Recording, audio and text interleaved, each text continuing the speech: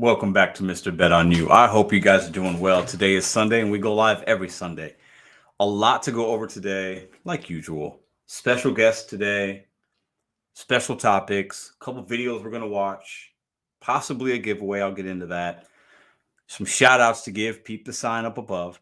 But may I please get a thumbs up in the chat that you guys could hear and see me okay before we start the show. Right your rodeo. Got a special shout out for you. What up, Terry? What up, Jeff? What up, Bobby? Southern Gate, Jacob. I see Lazarus. Kualaha. Hello. Jacob, Justin. What up? Let's see if we can't get Scooter Bud in the house to give me a thumbs up in the chat because he's usually the one that thumbs it up first. Let's see. I see Sarah. What up, Sarah? Yo, like Smash Lazarus. Jason, thank you very much. Dash and Trader. What up? Juice's Ghost. All right, listen. What a day. What a week. Holiday week is upon us. Hanukkah, I think, started today for all my Jewish brothers and sisters out there. We got Christmas next week. Whatever you celebrate, the holiday time is upon us. Now, special shout out to my man Steve from Ride Share Rodeo. He gifted me two things this week, and I was very happy. I went to Paducah, Kentucky, to do a basketball clinic on Saturday. Shout out to the kids. Love the kids. We make money multiple different ways on this channel, guys. Yeah, and for those of you that don't know, I do basketball clinics and coaching and things like that from time to time. So when I came back home Saturday night, I had this awesome Bet on You book waiting for me. Can't wait to read that. And this on-air sign sent to me by Steve from Rideshare Rodeo. So everybody give a thumbs up for Steve. Very kind of you. I actually is lit right now, but I think you guys can maybe see that. Yeah, there you go. So not in a bad spot. Thank you, man. Very, very cool. Very humbling that you would send that my way. Appreciate you very, very much.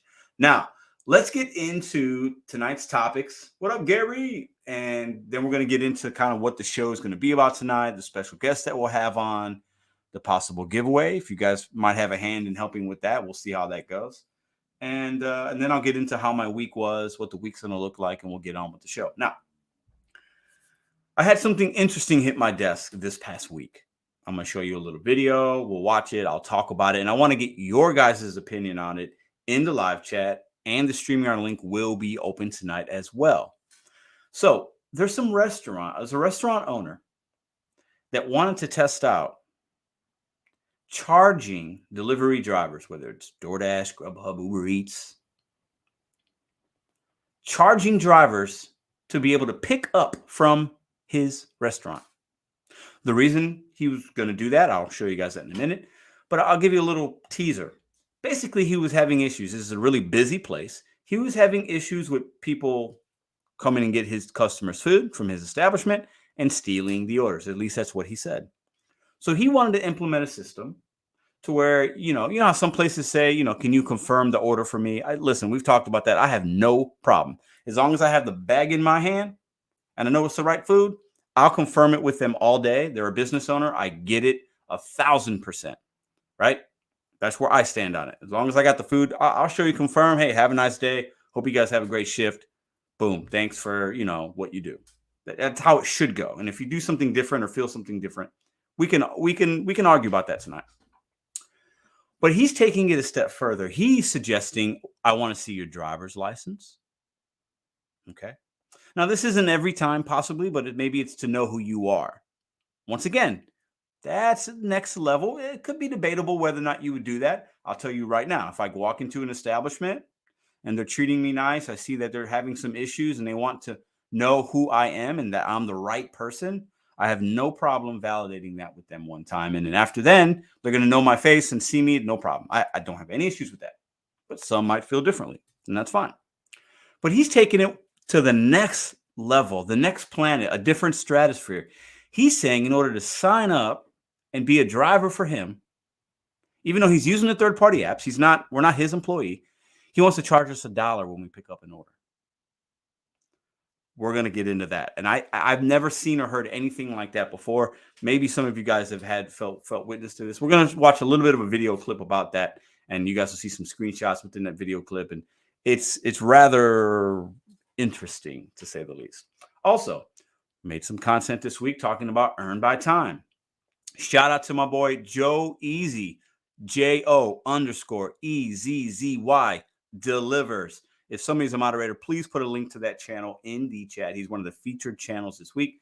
Joe_Ezzy Delivers. He's out in, I believe, South Miami.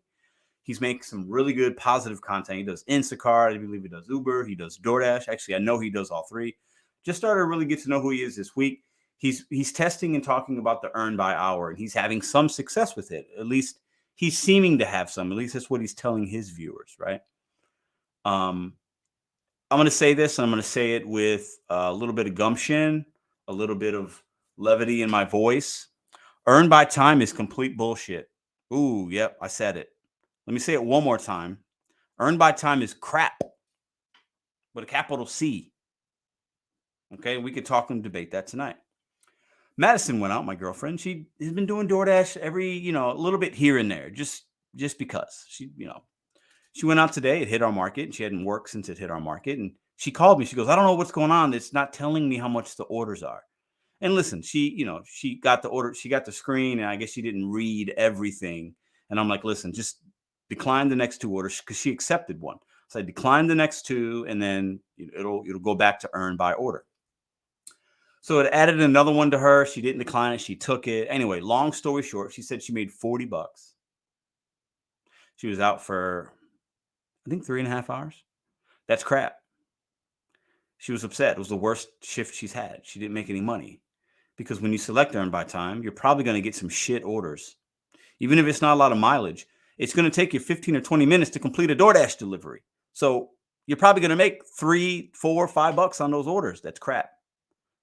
It's crap. So we can talk about that tonight and share your experiences with that. I think it's complete. It's not good most of the time, but there will be outliers. There will be some people that can benefit from it. Now, so those are the topics. And then we're going to have a special guest at about 9:30, Dashing with Doe Doe.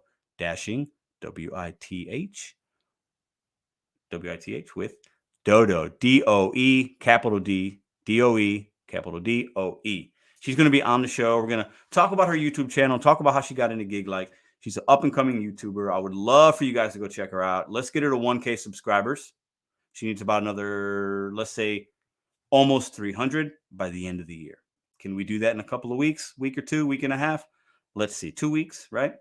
Let's see if we can get her to 1K. Let's get her a little push here, right? She's got some cool ride-alongs, different perspectives, smaller market, good vibes, all that good stuff. So we're going to talk about her YouTube journey, gig life journey, and then what her goals are for 2023. So she's going to be on the show at about 9:30 for about half an hour. Now, that's what we got going on. Before I get into what's going on this week, I am going to get in the live chat for a minute and give some shout outs, see who's here in the building. Consider hitting the thumbs up if you're getting value from this content. Hit the thumbs down. They work both the same, if you didn't know that. Now, I would like to also know, if you're hitting the like button or the thumbs down, share this content. If we can get 400 people tonight watching this at one time, we got 214 in the building right now, we will do a live giveaway. So share this content, hit the thumbs up, comment in the comment section. Let's see if we can get some people in here tonight. Let's have a good time, and we'll do a live giveaway if and when we reach that goal. Appreciate you guys. So this week for me was decent. Didn't work a whole lot. Did a couple of half days, and then yesterday we drove to Kentucky, did a basketball clinic, stayed there. We were in Kentucky for, let's see, 3.5, about 5.5, 6 hours. We had dinner afterwards with some family, and it was a good day. Today, didn't do nothing. Some stuff around the house, watched football, hung out with Ruby, did nothing. So wasn't a great monetary week. Now, we made money when we do the basketball clinics, but what I mean as far as the gig apps, we just made okay money. This next week, I think starting tomorrow, it's going to be interesting. It's going to be interesting. I think there's going to be some money to be made, some shopping deliveries on Instacart, shopping pays with the red card on DoorDash, Uber. People are going to be going to airports and going here and train stations, traveling. There's going to be money to be made if you want to make it. So we can talk about that a little bit as well. What are you guys expecting coming up? Now, our scheduled guest, Dashing with Doe Doe, is coming down in about 21 minutes. I want to show you the clip that we're talking about with the restaurant thinking about charging Dashers to deliver his product. Okay?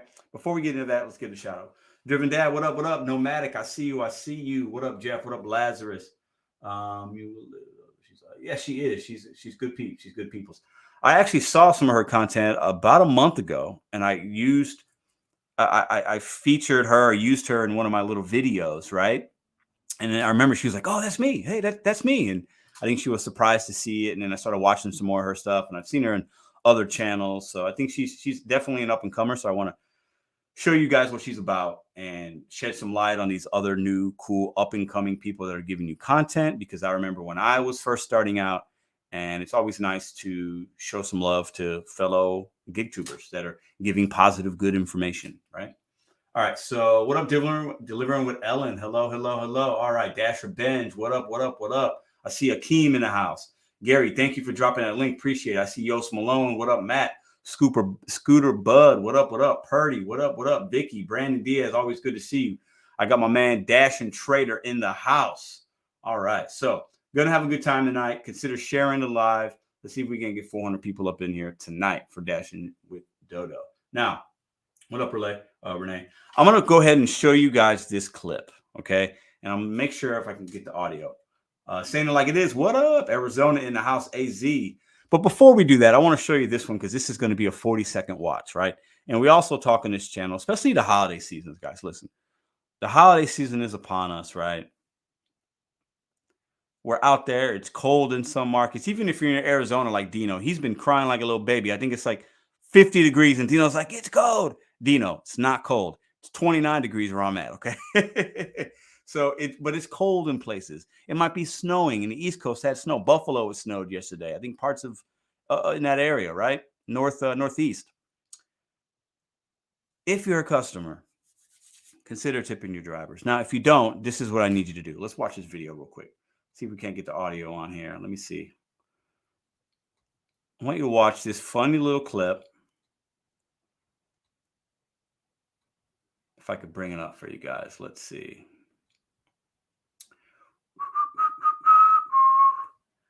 Okay, let's go here. Let's go there. All right, let's go here.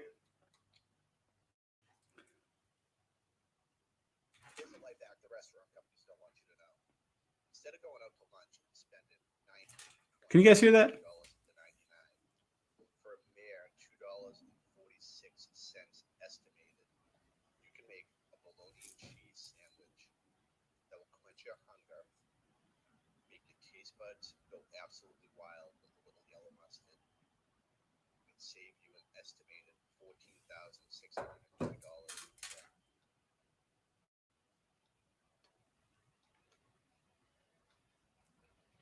I think you guys said it was low. Hold on. Let me see if I can't fix that.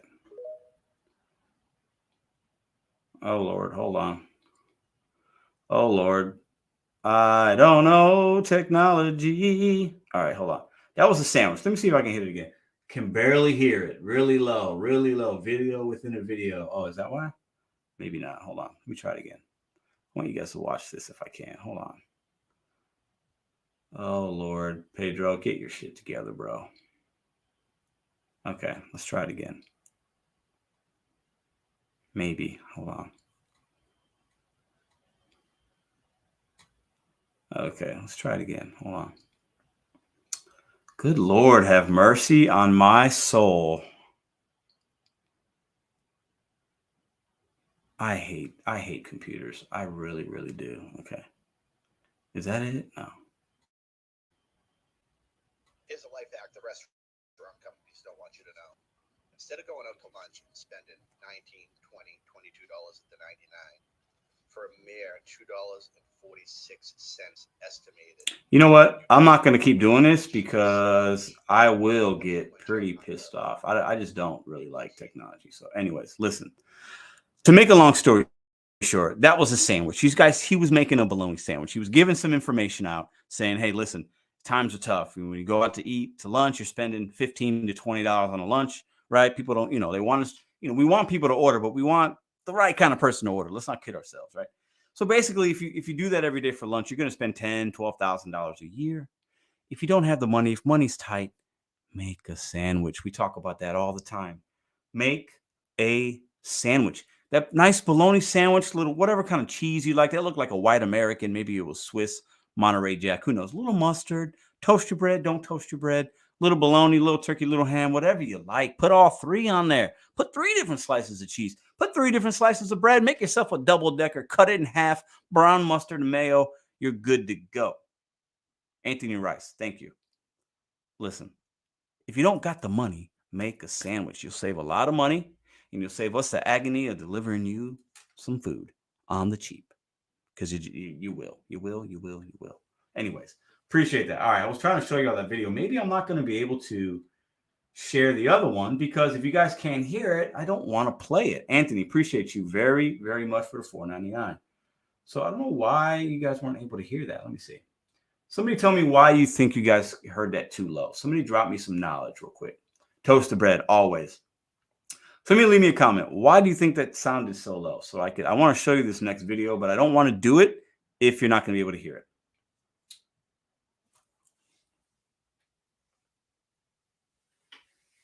What up, Jeff? What up? Vinegar, yeah. Little Debbie goes great. Yes, Brandon spitting facts. I like a Nutty Bar, Nutty Buddy, whatever they call them. Swiss cake rolls are pretty good. Oatmeal cream pies, all those are good. Second time. It sounded like you had the audio slider all the way down. It's playing through speakers. If not, check your sound setting. Yeah, when you just played the audio, it was much better. When you just played the audio, it was much better. Second playback was good. Interesting. Okay, let me try this then. I'm going to try to show you guys this little video because I want you guys to see this. Okay, Driven Dad, did you share the audio? Make sure the browser YouTube. Yeah, I shared it. That's why they were able to hear some of it. Solo app. I don't like how does payout work. Omar, I don't know. Hit my email. Moon pies. Moon pies are not good. I'm sorry. Can you have an LLC with good work? Anthony, you can. Yes. Okay. Let me see if I can show you guys this. Let me put this banner up real quick. Hold on. So we got 13 minutes, T-minus 13 minutes for dashing with Doe Doe. So being charged to dash. Okay. This was a video I did for the Rideshare Guy. If you don't know, I do collaborate with the Rideshare Guy. I make a video for them once a week, and I get paid to do it, and I feel really good about that. So this was a video that I made for that channel, okay? So I'm going to see if I can't show you this. Give me 1 second and see if I can't pull it up for you guys, okay? And if you can't hear it, then, or if the quality is bad, I'm not going to, I don't want to do all that, okay? So let me go ahead and see if I can't share this screen. I want you guys to watch this little video, and then we can talk about it with Doe Doe. I want to get her perspective, and then we'll bring some people on a little bit as well, okay? Get some cornbread. There you go. Yeah. Okay, so let me see. Share says, oh, you know what? Maybe that's what it was. Okay, hold on. I think we got it. Okay, hold on. So let's go there. Let me share this. Okay, give me a second. Patience is a virtue. Okay, so there's the screen. There's a video right there, okay? So let me see if we can't play this video. Okay, hold on. Let me get my life together here, guys. Let me get my life together. Restaurant owners charge drivers $1 to deliver their product and register with their restaurant. Can you guys hear that? Story for y'all today. Restaurant owner looking into requiring app drivers to sign up and pay money in order to take deliveries from his shop. Let's get into it.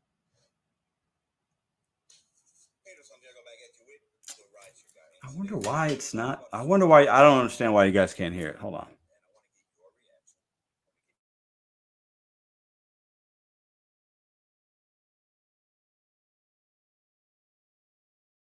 That we have issues. You get to a store and they say, oh, somebody already picked that order up. We have Dashers or Uber Eats. There's $1 to deliver their product and register with their restaurant. Is that better? Do we have a story for y'all today? Restaurant owner looking into requiring app drivers to sign up and pay money in order to take deliveries from his shop. Let's get into it. Hey, it's Santiago back at you with the Rideshare Guy. In today's video, we're going to talk about a story that I saw on uberpeople.net, and I want to get your reaction. I'm going to give you my opinion. This is very unique. Now, we know in many places, in many markets, right, you guys tell us that we have issues. You get to a store and they say, oh, somebody already picked that order up. We have Dashers or Uber Eats drivers taking orders, stealing food. It happens. And they make us good drivers look bad. But is it okay for a restaurant to charge drivers to have to sign up for them, to vet them? I don't know. I think there's going to be opinions on both sides. Let's read this article and put some screenshots up. Okay, so a restaurant owner I am no longer in contact with, but still help out when needed, is having serious problems with the app drivers in his shop's delivery area.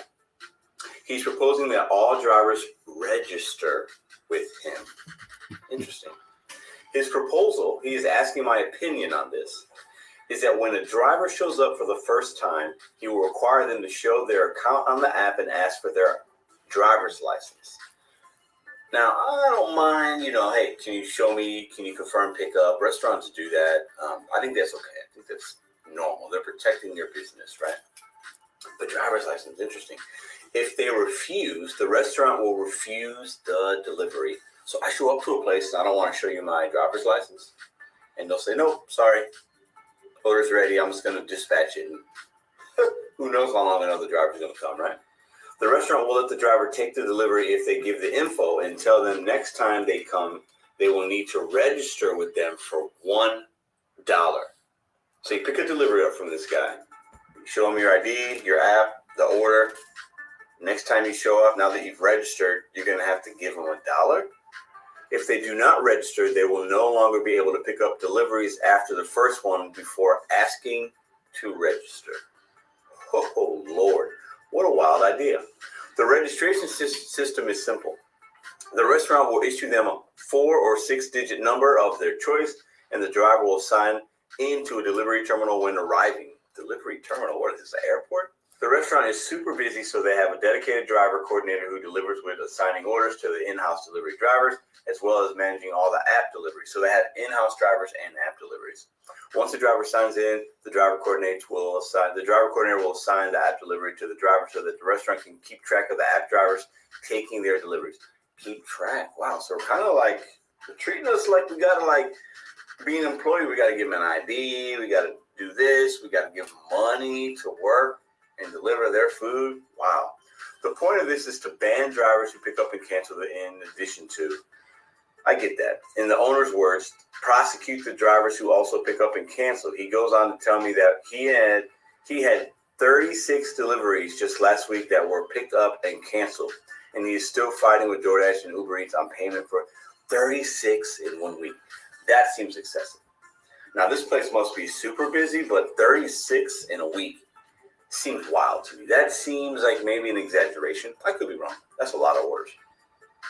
The customers for this particular shop are mostly higher end and tip well, and drivers always like coming to pick up there because the order system is managed well, and the driver coordinator will also turn off accepting deliveries on the app if it gets too busy. So that's good. I feel like this place is probably, they're trying to run this well. Like, they're trying to come up with a solution to a problem that they have 36 deliveries. That's money that they're losing. Their customers aren't being serviced, because you got some bad apples out there, some bad drivers, right? They also offer app drivers a slice of pie or garlic knots when the stop in to pick up in addition to free fountain drink. Okay, that's cool. So this restaurant is one of the good ones that takes care of their customers. The drivers, they are just tired of the app and drivers who are hurting their customers, and the bottom line by stealing their orders. So anyway, I told him I am on the forum, and he says ask them for their thoughts. So here I am. What are your thoughts? So this is somebody that knows this restaurant order, picks up deliveries from them. He wanted to bring this to the community and say, what do you think about this idea? It doesn't sound like it's been implemented. All right. Listen, he wants our thoughts. You're going to get some thoughts, and we're going to bring the heat. Okay? You want some attention? This is the live. You're going to get the attention right here. Okay? So I see some of y'all's comments in here. Clown behavior. He should have his own delivery drivers. This place does have delivery drivers. Okay?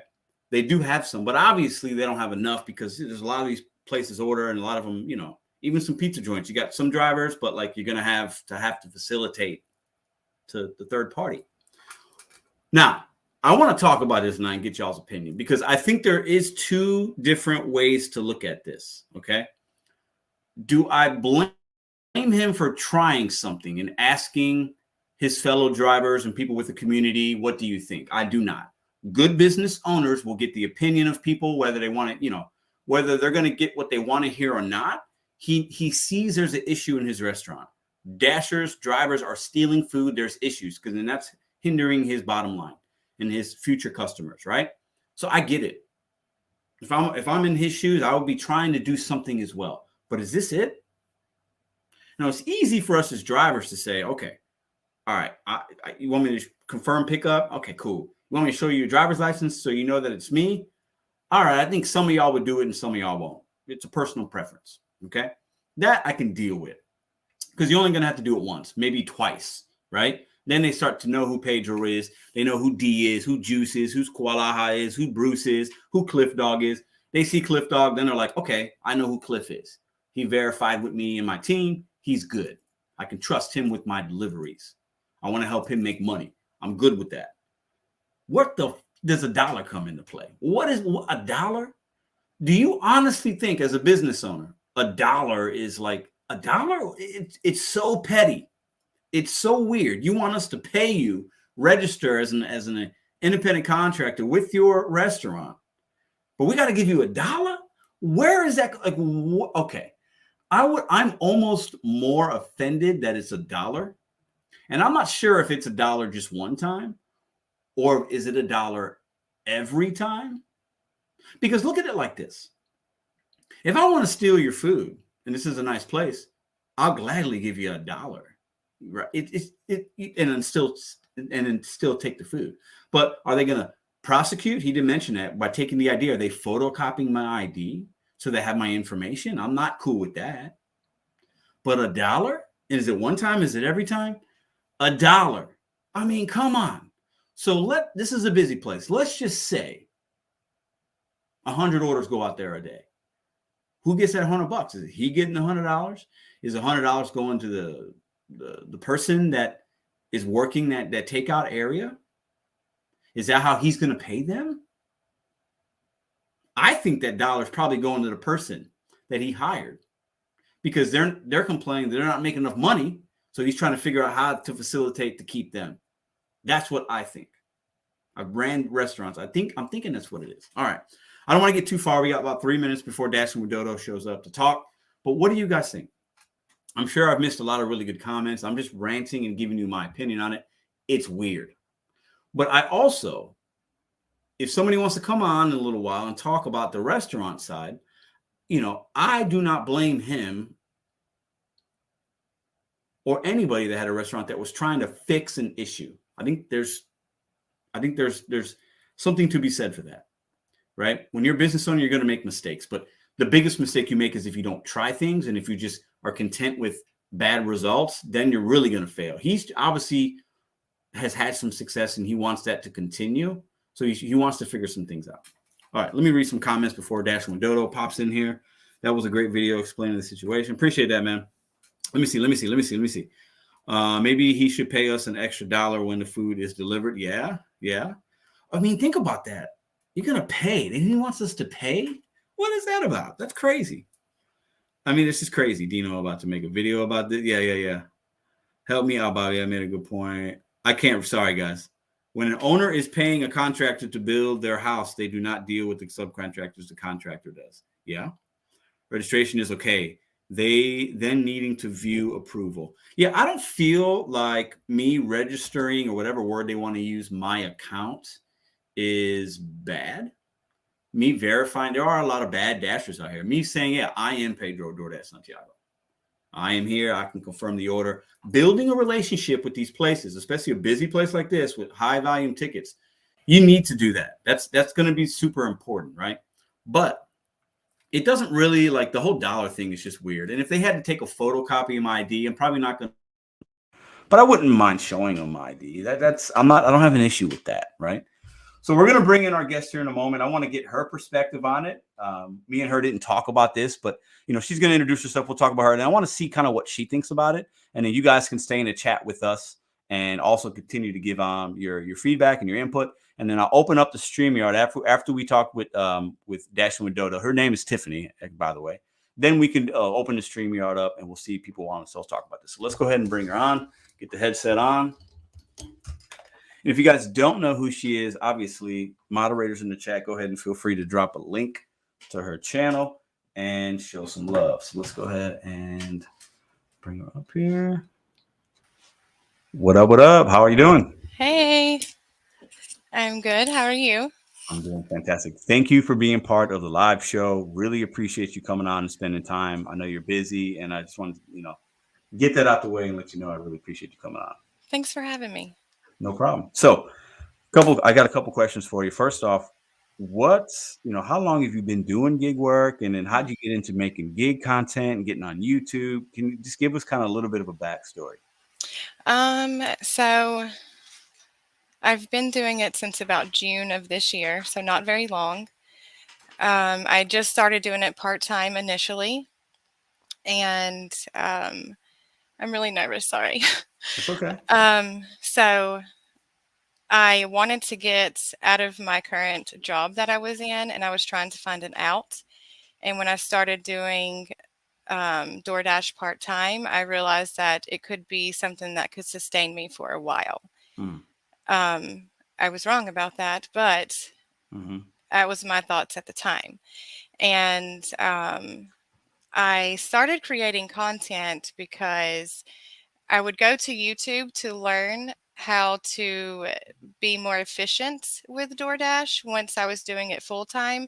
And I could never really find anyone who worked in a market like I did. That's more rural, it's slower. There's a lot of miles with lower payouts and things And like what that. remind the people what market you're in. I'm in Alabama and it's in Walker County, so kind of like northwestern Alabama. Okay, so smaller town, a little more hmm miles, like you're saying. Okay. The closest city I would say from us is about 40 to 50 miles. So it's kind of out in the woods. So do you go to that? Is that where you dash? Do you have to commute 40 or 50 miles every day or no? No, no, no, Okay. no. I don't do that because the travel time is just not worth it. I would be spending 2 hours traveling versus 2 hours working.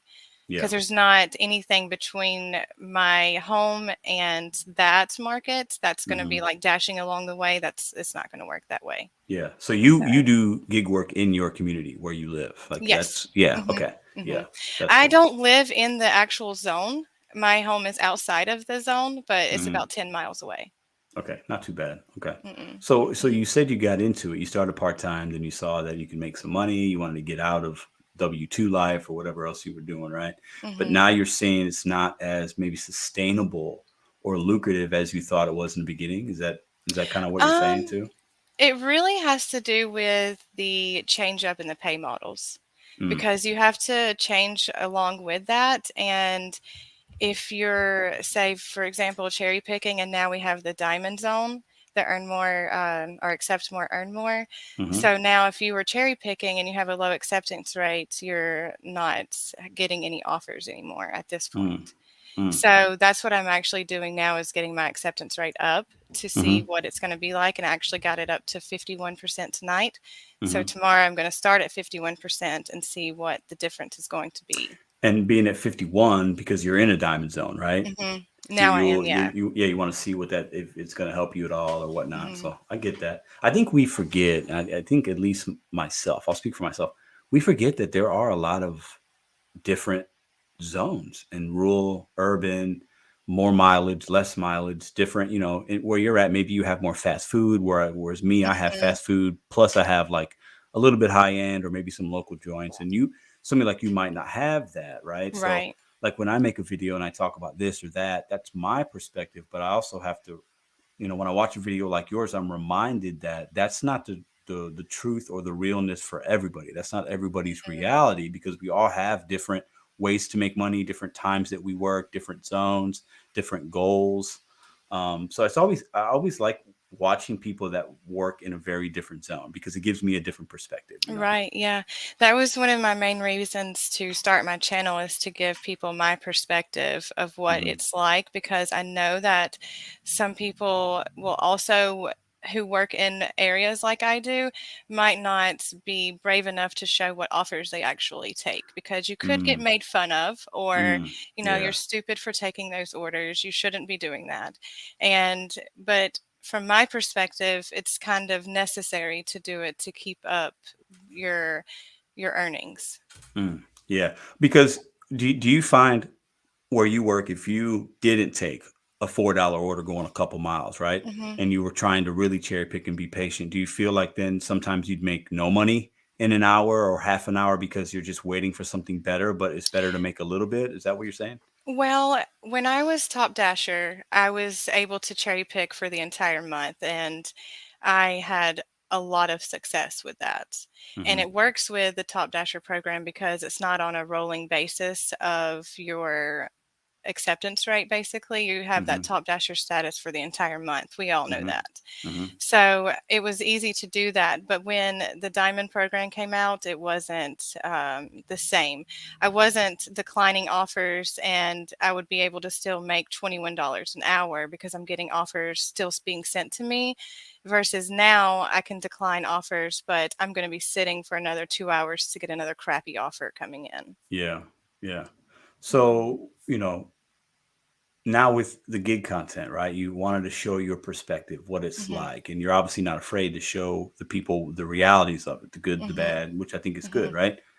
What can you share with us some other things that you've been thinking about? What do you have any goals for 2023? What do you want to do with your YouTube channel? Like I know a little bit because I've heard you talk about it a little bit, but share with the people like what you envision for yourself and just kind of like the goals and things you want to do with this kind of stuff, if that makes sense.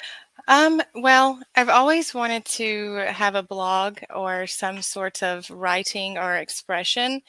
And I actually started going to graphic design school. And I went through one semester of it, and I did like a research project that led me to what I actually graduated with my degree, which is psychology. And so I kept the graphic design on the back burner. I just used it as a hobby. And when I started doing gig work, I was like, hey, this is a really easy, not necessarily easy, but this is a way to do what I love to do while providing information and giving people insight of what it's like working in my area. Hmm. And so when I started it, I just wanted to film everything that I saw through my eyes because sometimes you don't ever see what other people see, and everybody's vision of everything is different, their perspectives are different. So I wanted to show what I see, Hmm. and so I just started doing that. um, my boyfriend and I both graduated college this year, Hmm. so we're currently on the trajectory to land jobs that will provide us a way to move to different areas. Hmm. So I don't want to be here where I am forever. Hmm. And that has been our goal probably since day one. So that for that, I am going to be, sorry, I get a little lost in thoughts. That's okay. For my future, I do intend to go to grad school. Hmm. I was accepted into grad school at FSU, but had to turn it down because the out of state tuition would be just too much. Yeah. So I'm waiting until the opportunity is right to go somewhere where I want to go and actually be able to go on campus. Hmm. And while I'm doing that, I'm going to plan on using gig work as my, part-time money to provide me with what I need for life. Yeah. Yeah. Yeah. So, and I think that's awesome because I think a lot of us forget that a lot of people that do this work, are working on something else, which I think DoorDash and Grubhub or Instacart or Uber Eats are really good for that. It's a good gap in between some things as you're trying to go to school or you are going to school or you have some goals, long-term goals. It's a good way to make some money. It's not always fun and easy, and Mm-mm. the money's not going to be life changing in the gig Right, economy, but right. it could help pay the bills. It could Hmm. keep the lights on, pay the cell phone, put some gas in the car, make sure you got food in the fridge, like those basic necessities and maybe a little more depending on your market. You could cover it with DoorDash. I really believe Hmm. that. Do you have you had a similar experience? Yes, yes, for sure. The only thing that's really hindering the earnings right now is just the diamond zone. Yeah. And I've heard Yeah. a lot of people talk about they've experienced a lot of difference lately. So Yeah. that's what is can be detrimental for someone who does do this full time. And like I can't rely on other apps every app that's available in my market, I'm either on the waiting list or I have it already. And I'm Yeah. actually on the waiting list for other apps in the market that's about 40, 50 miles away. Because if I'm able to make more money, then the distance driving there would be more worth it. Sure. Yeah. Now, do hmm you feel like for 2023 coming up, you'll still work these apps about the same amount of time, or you think you might have to work them less or more? What are you thinking about that? Probably less. My best friend and I are also starting a podcast together. Hmm. We were supposed to start it already, but she got sick. So we're going to be putting a lot of energy and time into that because Nice. we've had like a 20-year relationship Hmm. and we have like a weekly catch up. So I thought it would be fun to just have a podcast because it's really funny and we talk about informative stuff too and just like catch up on life and things like that. Nice. What kind of podcast will that be, or is it right now? It's already a thing. We have a channel. It's called the Civil Union Podcast. Hmm. And it's going to be mostly about like updates in our life and like Okay. what's happening in our life. She also has a kid. She's a single mom too. Hmm. And her son is 4 months older than my daughter. And they're really close friends too. Yeah. So it's going to hmm be very real mother's perspective, and hmm sharing things about your life and the day-to-day things, and And I'm also um, going to incorporate some gig work stuff into it, yeah, but not yeah, necessarily about the orders and stuff like that. It'll be yeah, funny content yeah. mostly. Yeah, it'll be funny things, relatable things, and hmm you'll be able to bring in some people into the gig world that might be listening for other reasons, and they can, oh, that's kind of interesting. I didn't know that, and it could be Yeah. fun to hmm hear their side and hear your side. But my girlfriend Madison, she listens to a few podcasts. One of them I know was really popular because she showed me like the following, and I couldn't tell you the name, but like it's a couple.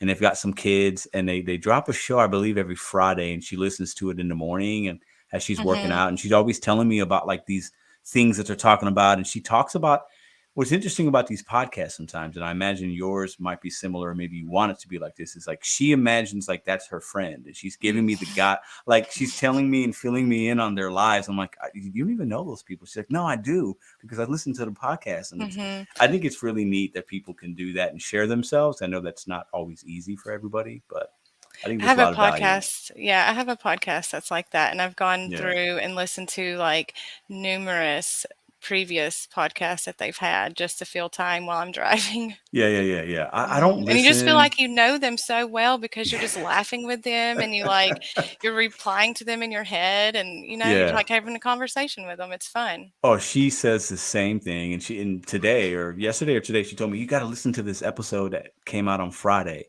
because me and her have this thing about like holiday time. I feel, this is my view, and you guys might bash me for this. I think holidays are like great. I love it because you spend time with family, but like the whole like gift giving is like really strange to me. It's like it's just a weird thing. It's just weird.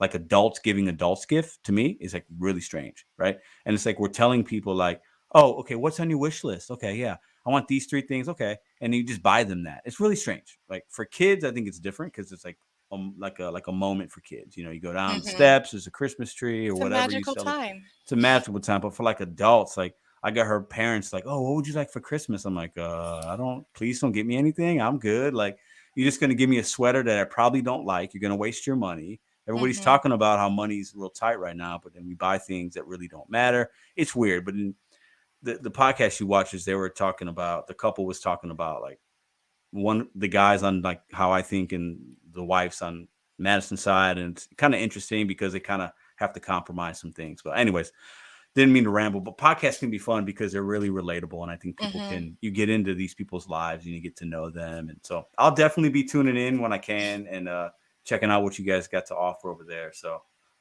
what's the name of you said it was the Civil Union, right? Yeah, the Civil Union podcast. Cool. I Okay. think that Bobby Southern Gig posted a link. Of course, Bobby did. What's up, Bobby? Southern Thank Gig. Shout out you. to Bobby. So if you guys didn't Mhm. know, she Doe Doe, Tiffany, was on Bobby's channel maybe a couple weeks ago, right? Yeah, I Yeah. was. How was that? It was really good. I enjoyed Yeah. it. Yeah. They're very welcoming.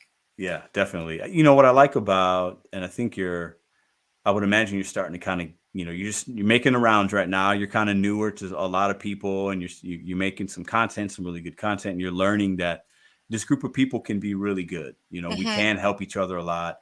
We have each other's back. We're all doing the same kind of work. Most of us are. So we can really relate to each other. And while we might not always agree with somebody and their take or their opinion or whatever, we still do support. And I think that that's what's really neat about this community. It is. Yeah. There's a mutual respect that goes all around. Yeah, for sure. So I got to ask you, behind you, what is it? What is the thing behind you? Just give me the story behind it. Is that like a screen print or something? What is that? It's a tapestry. Tapestry. I tend to have trinkets in my life that have purpose and meaning. And I moved here. My daughter and I live by ourselves, and I moved here, I think, 2 years ago. And I was still working full time, going to college full time, and I went to college online. So I would constantly never slept, like now, never sleep. So, but I was also, after my divorce and spending the time on myself for quite some time, I discovered who I was. And you can't see all of it, but it's like floral all the way out the back of the skull. Yeah. Okay. So it was like me flowering into my own person. And so I've just had it and I love it. That's awesome. No, I could tell that it meant something to you because I could kind of see, you can tell what it is. It's a skeleton, but like, thanks for sharing the backstory. That's pretty neat. That's cool. Thank you. So I think, did you see one of the topics tonight talking about the restaurant owner wanting to charge? So can you give me your really raw opinion on that and what you think about that? I watched the video before you went on, so I could take some notes. Cool. Okay. I saw it and I was like, oh, that's the topic. I need to take some notes. Yeah. So give me your opinion on that. From what I gather from this restaurant owner is having very difficult times with delivery drivers. Because why would you offer something up like that if everything's going smoothly, right? Why would you need to have some kind of verification system? Yeah, good point. But I also think that he is looking out for himself because he needs to trust the integrity of these drivers who are delivering his products. Because, we're the messenger, we're the middleman. So he needs to know that he can trust these people to do that. And that restaurant seems very, very, very structured. So it doesn't surprise me if it's that high end of a restaurant and he takes it that seriously, where the system works the way it does with their in-house drivers and the outside drivers. Then he just wants to make sure that his product is being delivered properly and taken care of, and his customers are being taken care of. Yeah. No, I think you're spot on. I think I definitely can see that. I'm trying to put myself in his shoes. How would I handle if I had some issues? And obviously, he does like structure, has some structure, but there's some kinks in the armor, right?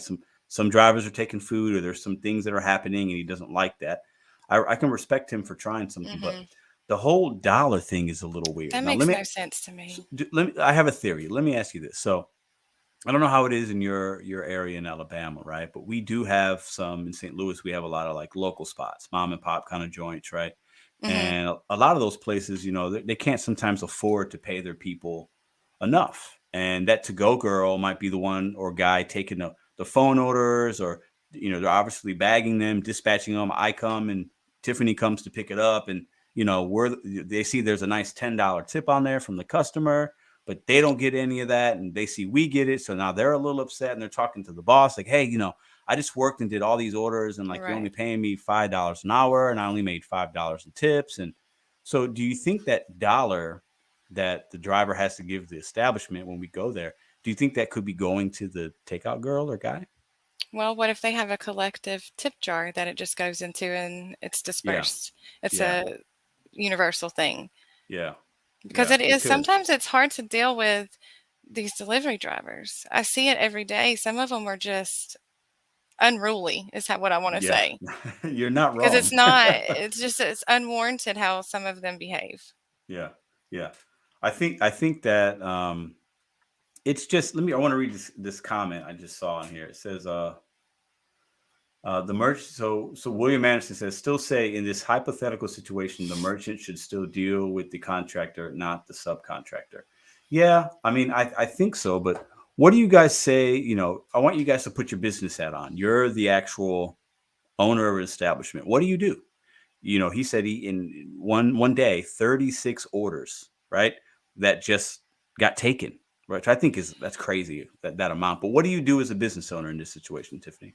What if DoorDash was to only dispatch, and now I might get some hate for this, but the drivers who have the highest ratings overall Hmm. to that restaurant, if the restaurant owner requests it, Hmm.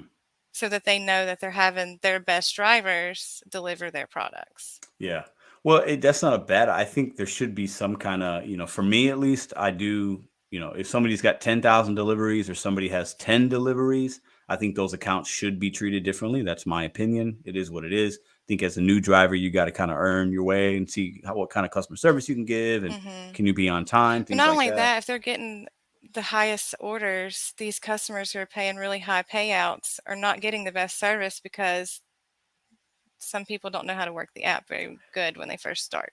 True. Good So, point. Good point. And none of us were great the first day right, or even first exactly. week. You know what I mean? Let's read this comment. So it's a barrier of entry. I don't think $1 is enough to limit scammers. I said that earlier. If the owner is willing to give a free drink or food at the end of the day, I'll pay. And He does, he yeah. did mention that. Hmm. He mentioned garlic knots, I think, and he mentioned a soft drink. Beverage, yeah. So I definitely feel like this ownership group or maybe it's owned by one guy or maybe a married couple. Like I think they definitely have some good things in place, right? But the dollar thing is just weird. It's It's bizarre. strange. It's just Hmm. bizarre, right? And I think this was a situation where he was asking, if I did this, you know, I want you to put this out there, right? On this forum to get feedback. And the feedback was bad. It was just like it is in the comments. People were bashing him. So he realized it wasn't a good idea. I doubt he even implemented it.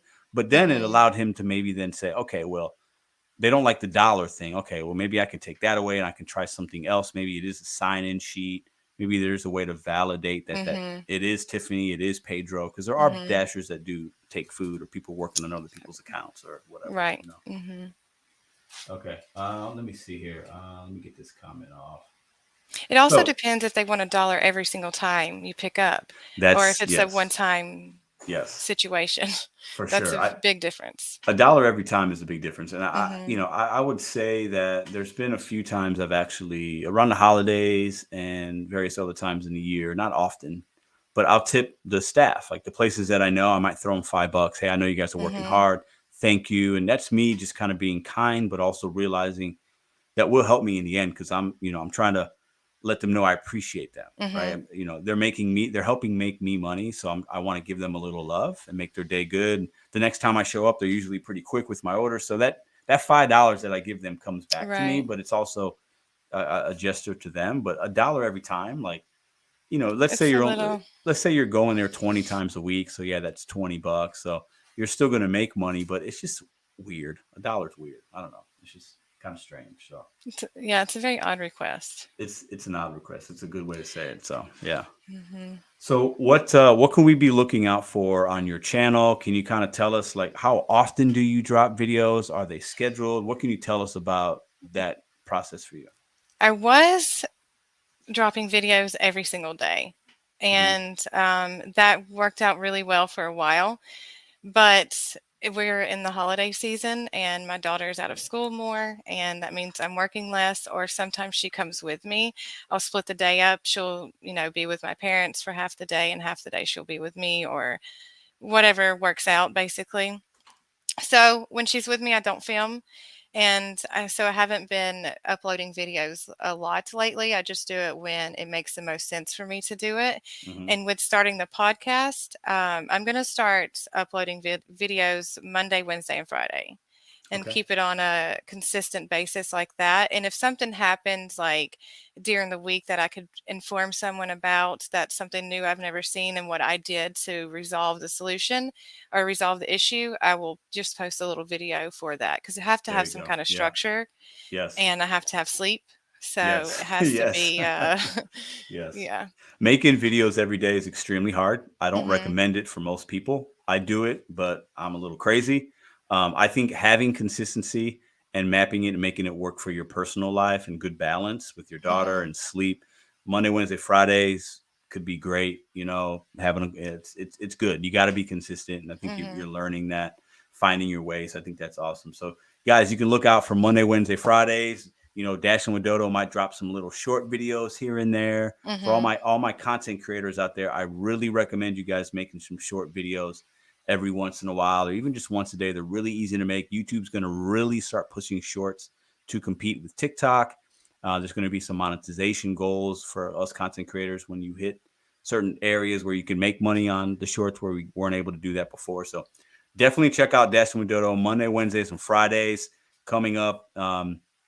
Coming up this next year. And is there anything else you want to say to the people before you go?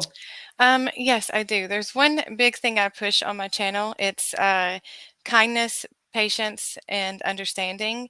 And I think that if you use those 3 tools in your life, it's not all about what you're going to get in return. If you just spread that around, it'll, people will tend to spread it to other people instead of having an awful situation with someone. Just be kind, understand if there's something going on, and try to be patient. And it's a good thing to use. I use that a lot in my markets because sometimes it's very frustrating because the restaurants are busy, or you're not getting what you need at the moment, or the orders are not coming in that you want, or you're sitting a lot. So I just really promote being kind and being patient and being understanding. Love it. That's awesome. Really looking forward to following your channel, seeing what you're doing with it. Really love your hustle, your grind, how you're doing your things, your goals. Definitely, if you ever need anything, you know where to reach me. And I appreciate you coming on the show tonight. Thank you so much for having me. I love all the love that everybody's given me. It's been such a heartwarming experience, and I like the community. It's been really nice to me. So I hope that I'm really nice to it, and it's been so fun. There you go. Awesome. Love it. Talk to you later. Okay. Peace. All right. Bye. I got All right. I got you, Dodo. I got you. So Dashing with Dodo, go check her out. Listen, the vibes you're going to get on her channel will be different than mine. She's real positive, upbeat. She's new to this gig game. She's doing a good job. She's got goals. I love it. I like to showcase these channels that I can see that they've got something going on. There's that twinkle in the eye. Like they got something else. They're forward thinking. They're thinking about, okay, this is what I want to do. I'm going to do this. I want to do that. I got a plan. Monday, Wednesday, Friday, I'm going to make videos. I'm going to school. I got these plans with my boyfriend. I got this, my daughter. Like I got these things. I want to move. Like that to me, when I see people talking and sharing that, that's not an easy thing to do. It's really vulnerable. You put yourself in a vulnerable spot when you open up like that. But using the gig economy for those type of goals and in that way is the best way to do the gig economy, in my opinion. So I just wanted to showcase her a little bit. I'm sure you guys can go check her out. You're gonna get some value there, right? So what I always say when we plug channels, right? Go watch a video or two, and if you like what you're seeing, hit the subscribe button, right? Drop a comment, drop a like, all that good stuff that we talk about here, right? Okay, so appreciate everybody for staying through that, watching the interview, giving opinions, asking questions in the comment. I want to get back to being charged to dash. I think I know I missed a lot of good opinions and thoughts, and I'm sorry I can't read every comment. It's nearly impossible for me to do that, right? So if you had something that you wanted to talk about the scenario, the dollar, confirming orders, driver's license, there's some unknown here because this was a forum, a blog, and it was put out to people, and a restaurant owner wanted some feedback. So let's give them some feedback, but we can also ask some questions. So I'm going to share the StreamYard link if you guys want to come in, and we can also talk about the earn by time, which in my opinion, to this point, based on what I've seen on my account, Madison's viewpoint today, when she went out and she saw it, other people, it's complete shit. Like the earn by time is with Doordash. It's just a way to get you to feel and move like an employee.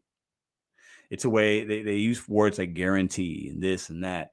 You're just going to sometimes, not all the time, you're just going to take some really bad orders that are $3 or $4. Yeah, they might only be going 3 or 4 miles, but there's no value in that as a dasher. If you're doing a few of those an hour, like there's no money in that.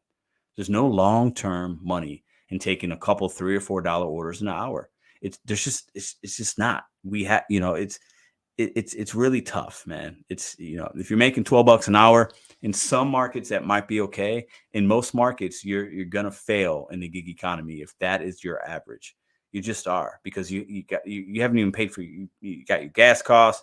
You haven't paid any taxes yet. We do get a gas mileage deduction from the IRS, but like, you're not really making money. You're just a hamster on a wheel, spinning and spinning. You're spinning, you're spinning, you're spinning, right? And you're not going to get anywhere. So let me go ahead and pin this for anybody who wants to come in. I want to get some opinions, some perspective on the being charged to Dash. And if you guys think, I want to hear from somebody that thinks that maybe this is a good thing. Like maybe somebody's like, I'll give somebody $1 if they're making me a lot of money. I got no problem doing that. Maybe you're in a market where this is a place where you need them to make money, and that's the cost of running your business, right? Is there anybody that thinks that? I don't know. If you do, go ahead and come on in. So I'm gonna go ahead and pin this for you guys. All right, give me a second.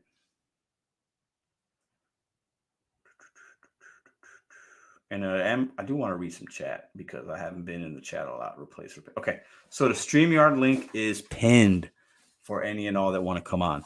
I do want to say one thing. I want to get it out of the way because, you know, it is what it is. There are some people that will not be able to click the link. There's a reason for that. Okay, let's see. Davey, what about a red card? Okay, red card. Okay, Jesse, Matrix, I see you guys. Just hang on. Let's see if anybody else is coming in. Welty, what up? No chance I'm paying to work. Welty, if you got a minute, come on up and join the show, my friend. I wanted to have you on as a guest, but we can still do that. But go ahead and come on in, man. Hit that link if you want to give us your perspective. Multi-app is the only way to succeed. I believe in most markets obsessed, the multi-apping is the way to be the most profitable. You're casting the widest net. You're able to make the most out of your day. Yo, Malone, Cliff Dog, I see you guys. Saying it like it is, Dino. I see all of you guys. I will get all of you gentlemen in a moment. Borrego, what up? New Dasher in the house. That's what's up. Somebody let me know also in the chat. What is the score of the Giants and Commanders game? Can somebody drop a score for me, please?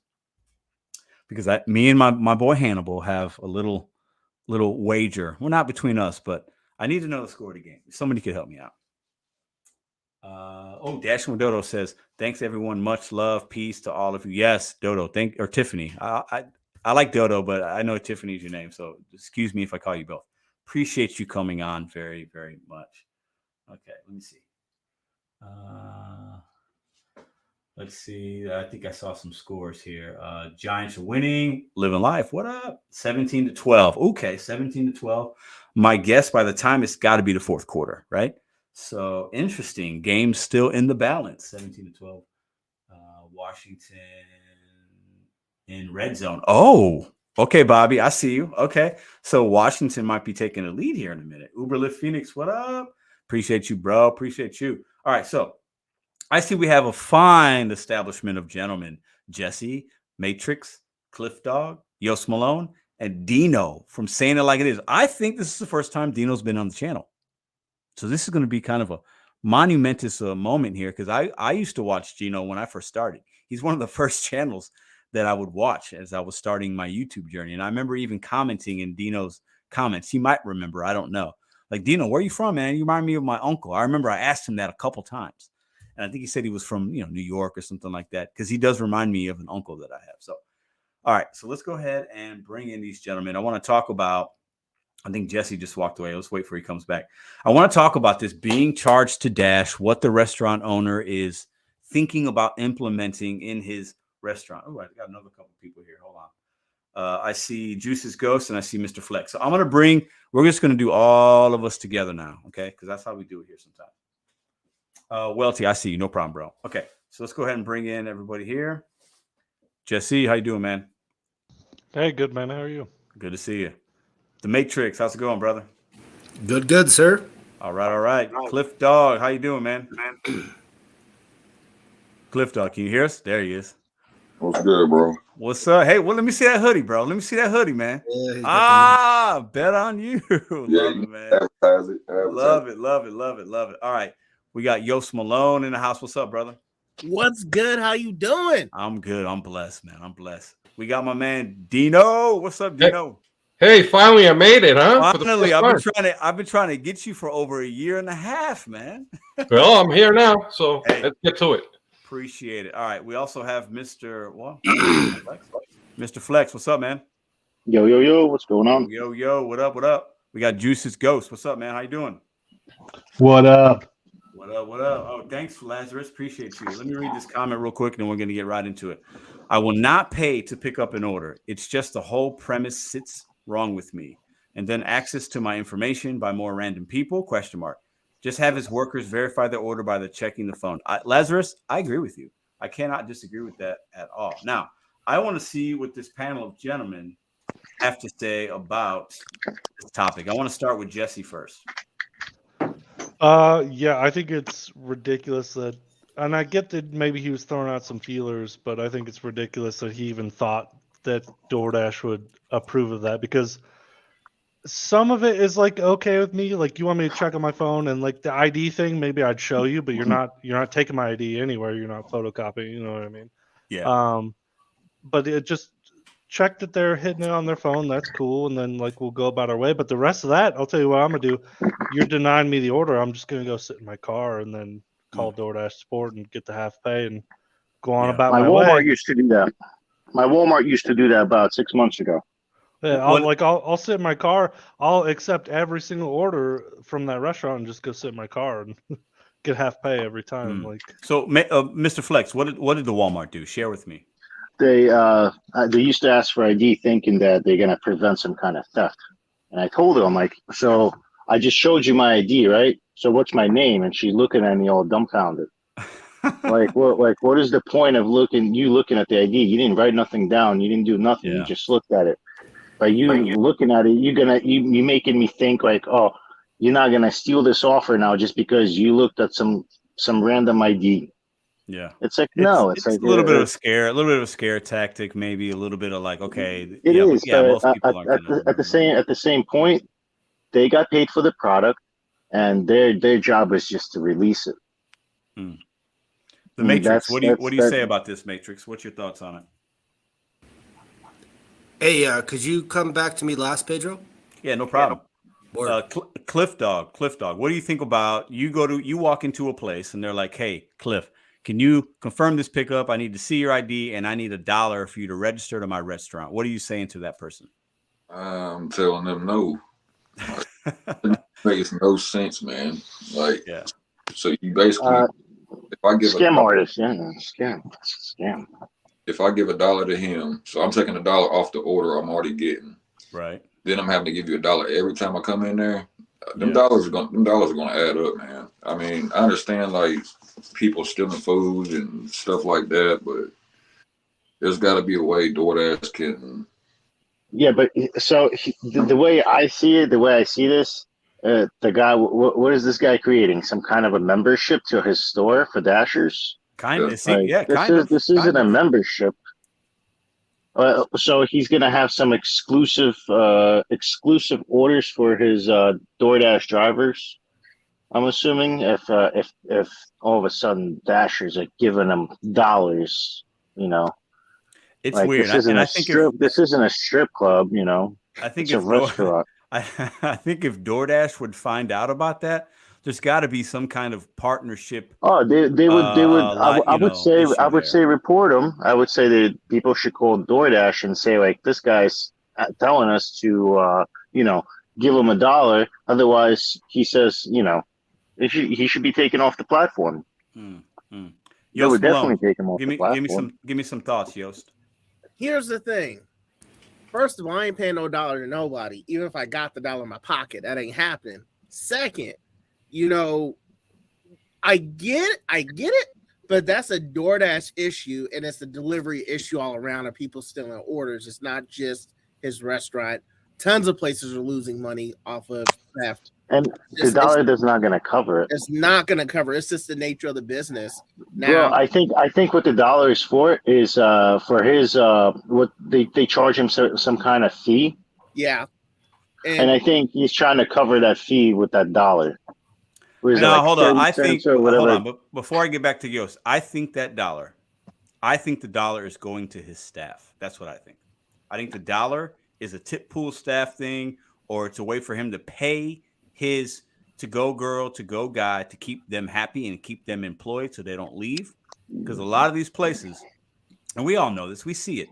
You walk in like, you know, these workers are working hard. Not all of them, but a lot of them. The majority of them, they're stretched thin. They got the phone ringing. They got a tablet to manage. They got a dasher to come in. They got Dino walking in. They got Yost, and they got Jesse and Pedro. And we're all looking at them with our phones like, you got my order? Like, it can be a stressful thing for them. And I think they're not making as much of the tips anymore because we're getting some of it. And some merchants might steal the tips. Most of them don't. Some do, I think.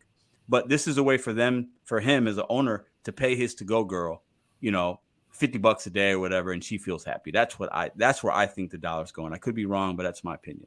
Yost, what do you say to that? This whole dollar tip pool thing, that may be it. But, you know, DoorDash takes so much off the top anyway. Make the prices higher, pay your employees more. I mean, it's just one of those things. Like, I wouldn't pay $1. Now I get putting on your phone, showing confirm. That's still not going to stop anybody from stealing.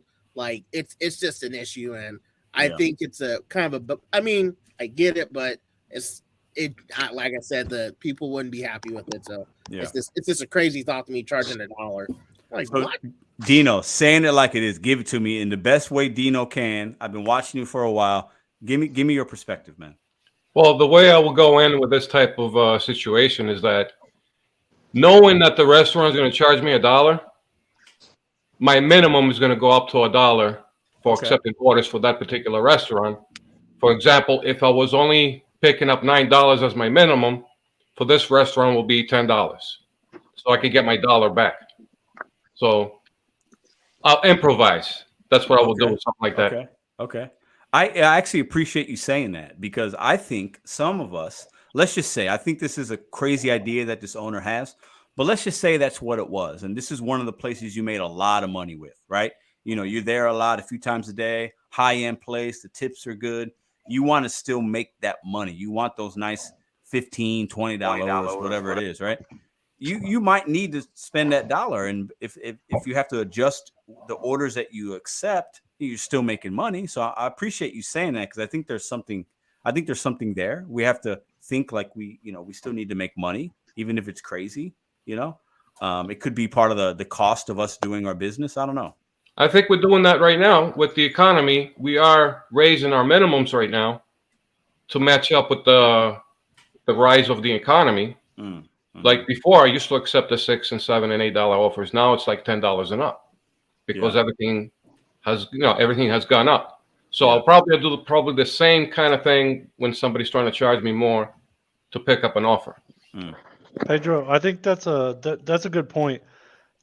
I think if I walked into a restaurant and it was like a $30 order going 1 mile and it was ready to be picked up, and they wanted me to do a little dance and say like I'm an idiot, I'd probably do it. You know what I mean? Well, listen, I think I have a price. You know what I mean? I think there is something to be said for principle, right? Do I want to hand somebody $1, right? But for me, it's like, how is this being presented to me? Do I know? Have I been there before? Is he having issues? Does he need to just verify that I am the right person? I got no problem at all. If I know the order's right, he's going to hand it to me. I got it. He wants me to hit confirm and show him something saying that I am Pedro DoorDash Santiago. I have actually no problem with that at all.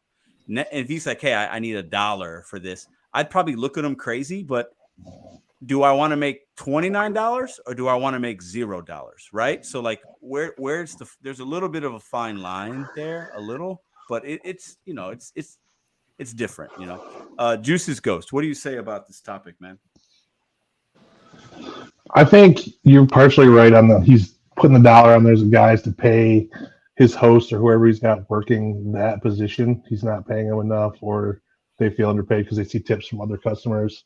Mm-hmm. But I also think he might be doing this in a way that he's trying to get rid of some of the lower level DoorDashers showing up for stuff. Like maybe he's trying to kind of gate the people coming into his building. Okay. Yeah. But if that's the case, $1 isn't a lot. Even, everybody's got $1 in their pocket. Most people have $1. Well, we don't know the kind of people he's seeing, though. Maybe he thinks $1's enough to get someone to stop showing up. Who knows? Yeah. And the people that are taking the orders or giving them issues or not completing them or delivering them to the wrong house or whatever, those are the low-level dashers. Like, if you're stealing orders, I mean, that's you're low level. You're probably not doing it for long. It might be your last day, whatever the reason is, right?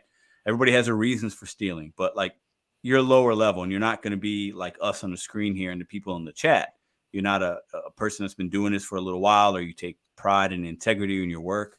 So I think it could be a vetting thing, seeing, okay, is this person really want to work with me in my business? And if you do, I need you to do these 3 things. If you don't, I'll find somebody else. Is basically what he's saying. But I don't know. Flex, what do you say? Any final thought on that?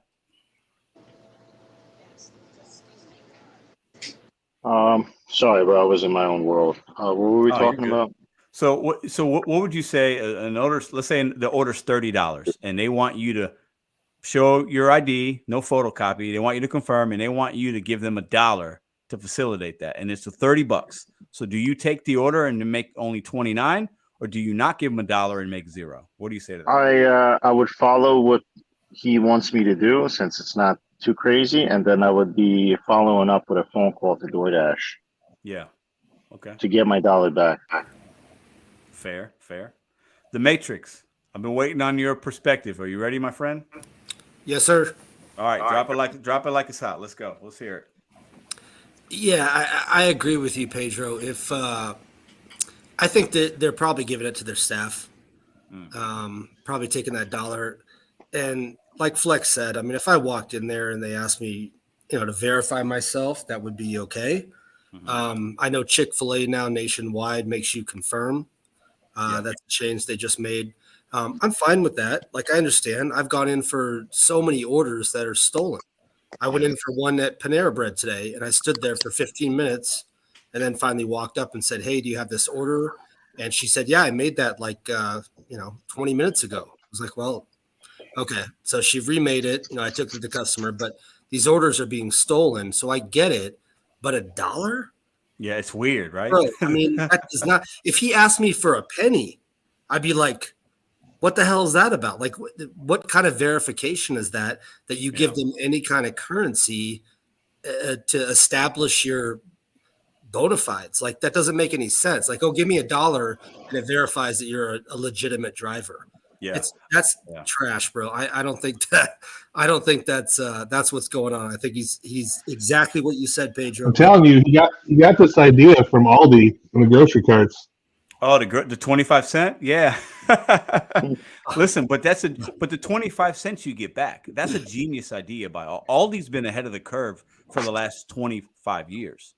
Like, if you think about it, well, the reason is the way you return the cart. That was behind the 25 cents behind exactly. it. But you get it's to return your cart, but you get the quarterback. So it's not like you're not losing anything. Aldi puts you to work. You got to bag your groceries, and you have to put your cart away. There's no, that's how they stay profitable, right? So I've heard Aldi's is trash, terrible. Does anybody else? Well, we don't have them. Technically, if you're lazy, you just let the cart fucking float around the parking lot, and the store makes that order. But most people take it back. Most people take it back. Most people take it back. And I like Aldi. Matrix at Aldi isn't. It's not always the most pleasurable experience. It can be a little overwhelming. The stores are busy. The lines can be long. You got to bag your own stuff. There's boxes, but you can save money. And usually I spend less time in an Aldi than I would a Schnucks or Dierberg's and other local joints in St. Louis. I spend less time in Aldi because the stores aren't as big. They don't have as much, and the layouts are actually a lot better because they don't hide stuff all over the place. You spend less time doing like an Instacart order? Oh yeah, Instacart or personal shopping. Yes. Okay. On both. Significantly. Yeah. Yeah. So with the longest time with Aldi is the lines where you can do like an Instacart order. Yeah. It's not even like going to get the stuff. It's crazy because like most of the places are really the same, whichever Aldi you go into, but like you're waiting in line most of the time. It's not even like the store, the order, because they can't order a lot of stuff. Like it's like one brand of milk, one brand of this, one brand of that. Yeah. For me, when I shop, if I'm getting 50 items at Aldi, let's just say 50, that's a normal size order for me.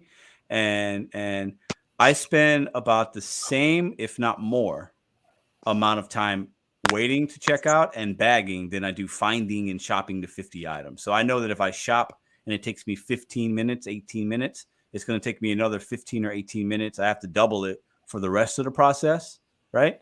But that's just how it works there. And most of the items all these aren't big, so for me, it's like you can get them done pretty quick, you know. So. Hey, on top of that, Pedro, on Spark, you sometimes get shop and pay orders. That could be really, really good. I mean, I did one last night for $29. There was 3 items. It took me 3 minutes, but normally I don't do Walmart shop and pays because it's a goddamn football field. You could go all the way to one end of the store to get a pair of socks, and then go get some power tools, and then go pick up milk and eggs. Like you could literally go so far. So I don't usually do shop and pays on Spark, but you make a good point with Aldi's that it's a small, compact. That's very small. Yeah, in my market, it's Safeway. Safeways are really small, really compact. I can get in and out of there really easy. Yeah, listen, I'm old and I'm getting grumpy and I'm petty. I don't like Walmart. There's something about it. I don't usually have a pleasurable experience when I've tried to either shop or even just picking up my grocery, like my prescription. That's the one thing I do at Walmart. I have to get a prescription because it's like really cheap, right? But I don't like the workers. I don't like the people. I just don't like Walmart. I'm just, maybe call me bougie. I'd rather go to Target. Same. I don't care. That's just how I roll. I can't do Walmart. It's just too much going on. I did a shop and pay yesterday, and I just got pissed off because it's the holiday season. It's so jam packed. There's a million people in there. You literally bump into people, and I'm like, F this place, but I do it. You know, just if it's listen, I try to be a man of the people, but like y'all seen the memes and the Facebook groups or whatever. The people of Walmart. The people of Walmart is a real thing. And I'm just I just want to live like real chill. I ain't trying to go to Walmart and have all these things around me that are crazy. I just ain't got time for that. And I think like in my Walmarts where I live, they're all like that. So I'm especially right now with the economy, a lot more people are going to Walmart and Walmart. It's like yes. Well, I don't blame them because we're all trying to save money. There's nothing wrong with shopping at Walmart. It's just when you put everybody in one building and you get somebody getting their hair cut, somebody getting their eyes checked, somebody getting the oil change, somebody doing shopping, somebody getting pet food. It's like you got everybody around. It's like it's too much for me. I just can't. I can't deal with it. I don't know. So let me ask you guys one last final question. I'll go around the room. Have you guys seen? Is it in your market? The earn by time. Have you guys used it? I just want you guys to give me a quick 30-second opinion on what you know about it, if you know anything. I'll start with Jesse first. I haven't seen it. I don't think it's in Denver's market, and I wouldn't see myself using it. Okay. Yeah, no. Matrix, how about you? Can you finish with me again, bro? Go ahead. Cliff Dog. I can't dash right now, but I wouldn't. That's not something I would personally do. You can make a lot more money doing it by order. But there was something I wanted to bring up. I don't know if you remember the other day, Pedro, the woman Cherry that commented. I talked to her, and she was having issues. I do remember that. Yes, I do. Yeah, she was having issues with the hourly thing where she couldn't get it to come off. She couldn't go back to doing it by order. She was having a problem with that. So I don't know if anybody has any information. I think she's in the chat. I'm not sure. But well, I'll say this. I'll say this. So Madison, my girlfriend, ran into the same issue today because she started dashing and she's like, I don't know what this is because she hadn't dashed since it had come into our market of St. Louis. And I said, hey, it probably showed you could have toggled. You would have had to deselect because the auto, it automatically puts you on the earn by hour sometimes or earn by time.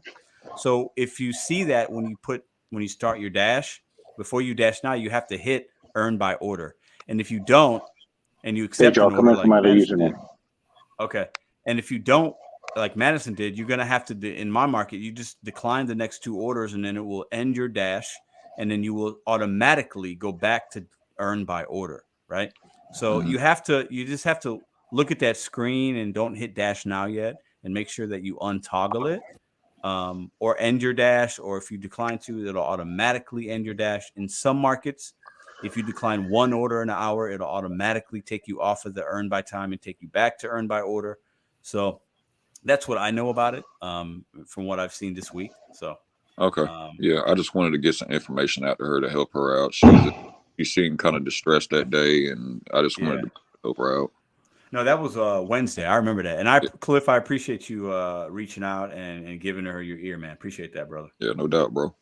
So Yost Malone, earned by time. What do you know about it? I'm gonna say this. It's not in my market. I don't know if it's in my market yet. I was able to reset my acceptance rate, and I did do that, and I've noticed a difference in the orders.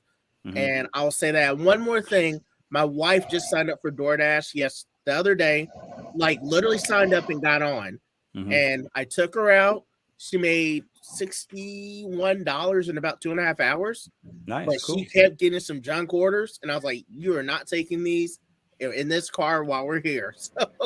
So it was good, but I haven't seen that pay per hour. I'll look on her account and see if it happens, but I haven't seen it yet. But yeah.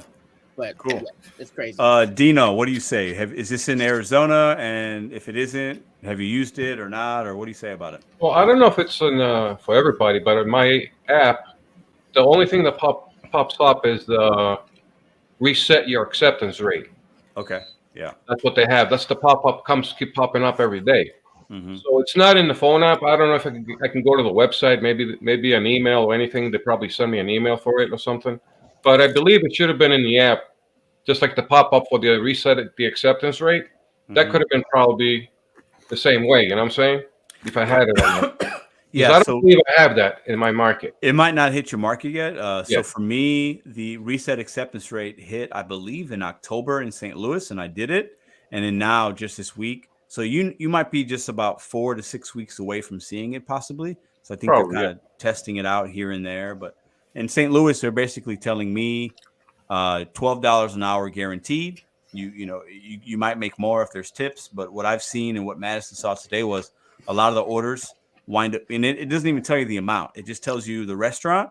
It tells you the mileage, and that's it. And then you go pick it up, you drop it off, and then it's a surprise. It's like a Houdini's box. I don't know what's in here. Like, this is what you get. That's and it's trash. like you have no idea, and you're going to get paid based on the active time that you did it. So if you accepted a delivery at 12 p.m. in the afternoon, and it took you 20 minutes, you dropped it off at 12:20, you delivered it, and they're going to basically pay you, if there's no tip on that order, right? They're going to pay you, in my market, they pay you $3 for that, for your 20 minutes. So it's active time. It's active time. It's active time. Or actually, if it was 15 minutes, they'd pay you $3. So it's all active time. And how many can you reject? In my market, you can reject 2 in 1 hour, and then you go back to the other way. In other markets I've seen, you can only decline 1. So they want to keep you busy. You know what I mean? They want to just keep you busy, and you know how DoorDash does. It is. Somebody was saying active time starts when you leave the store. No, active time starts when you accept the order. Okay. Yes, it's when you accept it, and then whenever you end it. Thank you, Rob. Yeah, you're good. Gotcha. Juice's Ghost. What do you say about earn by time? Have you heard about this? Have you worked it before? So for me, Pedro, I'm probably one of the only people that's going to give you some success with this. Okay. I've posted this in some of your comments, but to set it up, mine's a little long-winded. I'm an avid cherry picker. I got a 4% AR. My DoorDash is only on until the next LOP comes through, and that's pretty much it. Most of the time I'm on Uber. But in my market, when it's lunchtime and I'm on the busy streets that I'm on, where I have a Chipotle or Panera that's always super busy and can run 10 minutes past the delivery time, I've used this when I've been below 10% AR, because I feel like DoorDash the algorithm just gets mad and starts sending you complete trash when you get below 10%. Like my sweet spot for me is between 10 and 20. So I've popped this on during lunch. Another caveat for me too: the earn by time in my market is $16.75 per hour. I don't know why it's higher than everybody else's, but so I've turned it on during lunch in a market where the restaurants are a little slower, on busy streets with a lot of construction, all going to like healthcare professionals in the hospitals all surrounding the area, where we all know they tip $2 to $3, and that's about it. Yeah. I've done it in 2 hour blocks in just those, and I've made $20 to $40 an hour using it. Like, I've had lunches where I've made 50 to 70, as long as I only did it in that time. I'd only do it in that little 2 hour block when I know Chipotle's gonna take forever and Panera's gonna take forever. Yeah. And it works out for me. Those when you drop those off, you get for me it's $6 to $8 instead of $2.50, because it's a half an hour or whatever, 20 to 30 minutes. and then I'm getting $2 to $3 off of each of these people that are working in the hospital. That typically $2 to $3 on a sandwich.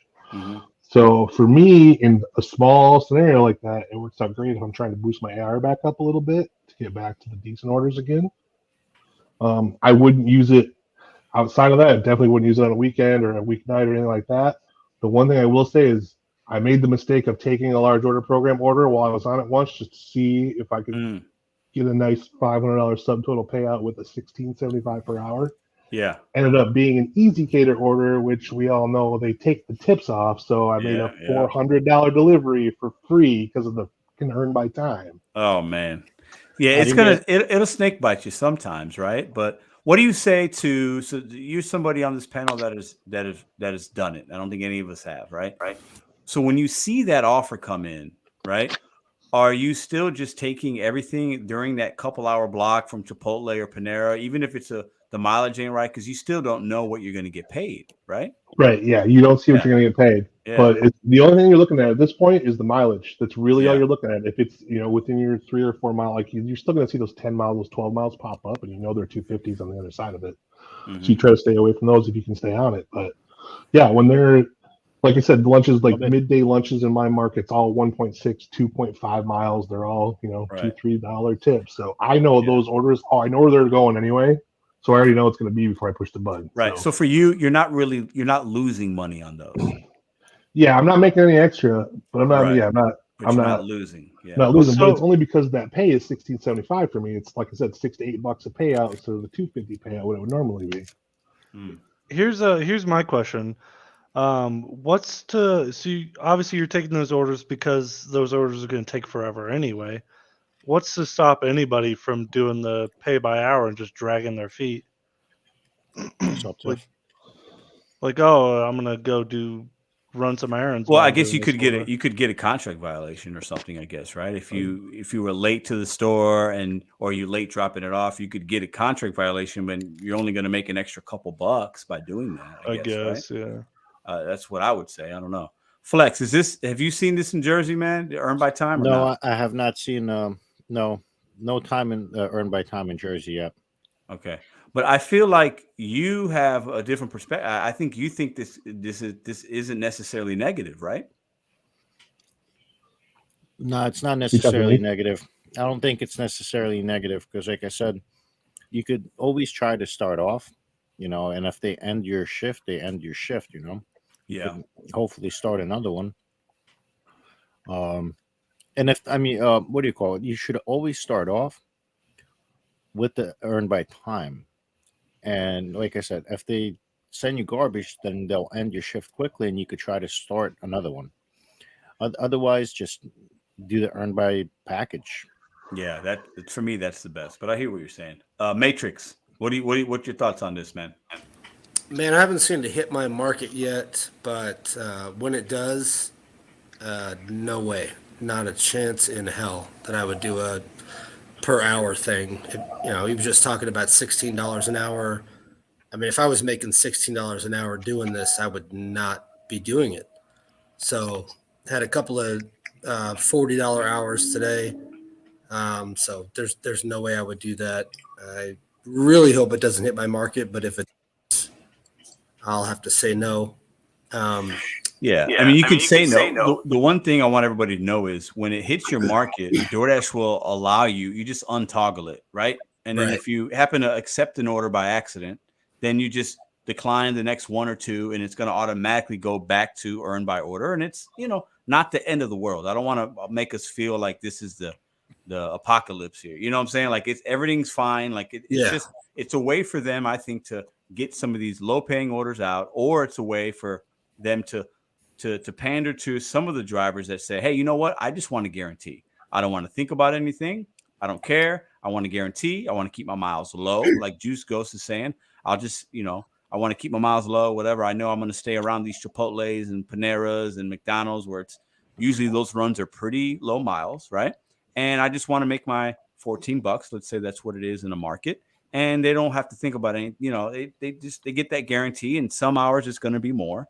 So that's going to look like a win for them, and they're still making money. So I think DoorDash knows that there's a lot of drivers that are fine with that as well, that earning that way as well, Hey, Pedro, Hey, Joe, I'm saying, just so you know, the only reason I really only use it to boost my AR for that little bit of time. Right. And I was still pulling $2 to $3 per order per 3 orders per hour. So it was still $25, $28 an hour for those couple hours. So right.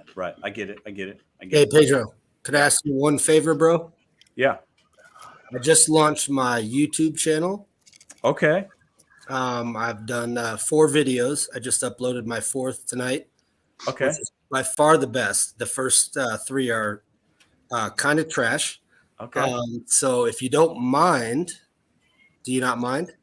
I listen. Go ahead and talk about it. Let us know where. And if you can put a link in the chat, or somebody else can put a link in the chat as you talk about the name, please feel free and go ahead. The name of the channel is the Gig Matrix. It's the Gig Matrix. The entire spectrum. If you type into YouTube the Gig Matrix, I'll pop up. Okay. I posted my 4th video tonight, which is by far and away way better than the previous 3. So everybody's first couple of videos is trash. So don't feel bad. So what made this one better than the first 3? Because I incorporated a little bit of format and some music and some black and white snow Colorado mountain views that Jesse he can appreciate from Colorado. It's really cool, man. I mean, if you guys just check it out, if you don't like it, that's fine.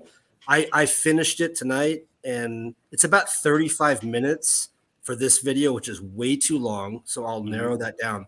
But the looks and the music and the video, man, I was like, man, that's really cool. No, I'm gonna check it out. I'm gonna check it out when I end this live later, because that's interesting stuff. So give us the name one more time. Just type into YouTube the Gig Matrix. The Gig Matrix. Love it. And it'll come up, and then go to the channel. I appreciate you, Pedro, more than you can possibly know. I don't have a lot of subscribers. I don't know how you launch a YouTube channel. I don't know how you get off the ground. If nobody watches, then how do you have to listen?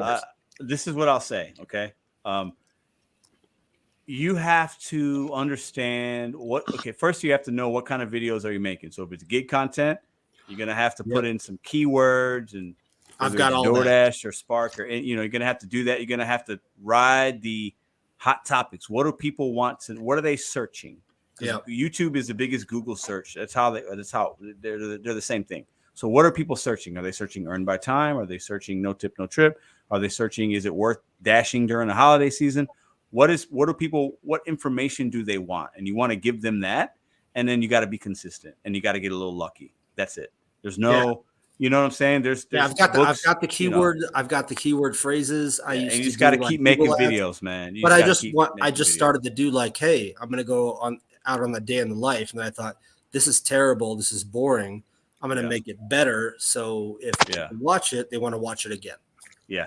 It's, when I started making videos, it was right after the pandemic, and people were doing YouTube or Doordash, and I got Doordash in my name. So I got a little lucky, but then the only thing I did was I was continuing to be consistent. Even if people weren't watching, I was still making videos. And that's what I would tell anybody that's starting. You just got to keep doing it and seeing what you people like. And if you happen to get anybody watching and commenting, you got to comment right back. You got to let them know that you saw that they left you a comment. You know, that's super important in the beginning. That's the only advice I can give. Thank you, Pedro. I appreciate it. No problem. Appreciate you using your platform. I appreciate it. All day, man. Yeah, you've been on the show a lot, and I appreciate your support. Jesse, Juices Ghost, Dino, my man, Cliff Dog, my dude, Mr. Flex. Appreciate you guys for coming on and dropping your knowledge. And I want you guys to have a good holiday week coming up. Hope you guys are making money when you go out, and I appreciate you guys coming on tonight. Thank you. Later, bro. Thanks, bro. Thanks, Pedro. Yeah, Pedro. All right, so good little. Oh, wait! Hold on. Go ahead. Just for Roy, braggadocious, $477, 36 deliveries. That's what you made today? Yeah. Damn. Well, give me the hours. When did you start? When did you get home? Shit. Just not that it matters, but just for me, because 477. No, I got you. Yeah. Oh, shit, I'm sorry. I started at 8:20. I started declining at 8:20 in the morning. Mm-hmm. I ended at 10:35 p.m. 10:35. Okay, so you worked 14. You worked 14 hours. App was open for 14 App was hours. on, but you 15 only minutes. worked how I much? worked 10? for 9 hours and 10 hours. 10 hours. Yeah, I figured 10 hours. Yeah, that's 10 great, active man. hours. That's great. I mean, even if you were active for 14 hours and you made 470 whatever, that's still really good, man. That's fantastic. We do it all over again. If I had All the day. opportunity. All day. Yeah. Is that, would you say that's in your top 10 days ever, roughly, or no? That's not, yeah. I mean, That's nearly $100. Yeah, that's got to be, yeah. Well, you work a lot, so I'm sure you've had something like that before. Maybe 3-4 times this year I did that. Okay, 3-4 times. Yeah. Got it. I So pulled the what's your $500 schedule day. this week? You still working every day? You going to work Christmas and all that? What are you going to do? Yeah. Yeah. No time off at all this week? No, I mean, I take my rests, that's my time off. You're asleep when you sleep. So basically, y'all, listen, for y'all don't know Mr. Flex, I'm going to give you a rundown. Stay on the screen for me, 30 seconds. Mr. Flex, okay, one of the first channels I kind of saw on YouTube as I'm doing my gig work and I'm seeing who's making channels. So he goes live every day for like 10, 12 hours a day in his car, right? Live streaming. And then he goes home, he gets his little feast, he gets his ice cream, and then boom, within like 15 minutes, he's live and he has a lounge, Flex's Lounge, which is like gig talk and all kinds of stuff. It's not just gig stuff. It's all kinds of stuff. He'll sit, he'll eat, he'll laugh, he'll have jokes. There'll be arguments. There's love, there's laughter. But he's basically like the Truman Show. You see everything that Flex does besides take a shit and go to sleep. Okay. And I say that with love, right? But it's amazing that he's been able to do that for as long as he's done it. So, hey, man, have a good week. I appreciate you coming on, bro. Thanks, bro. All right, see you later.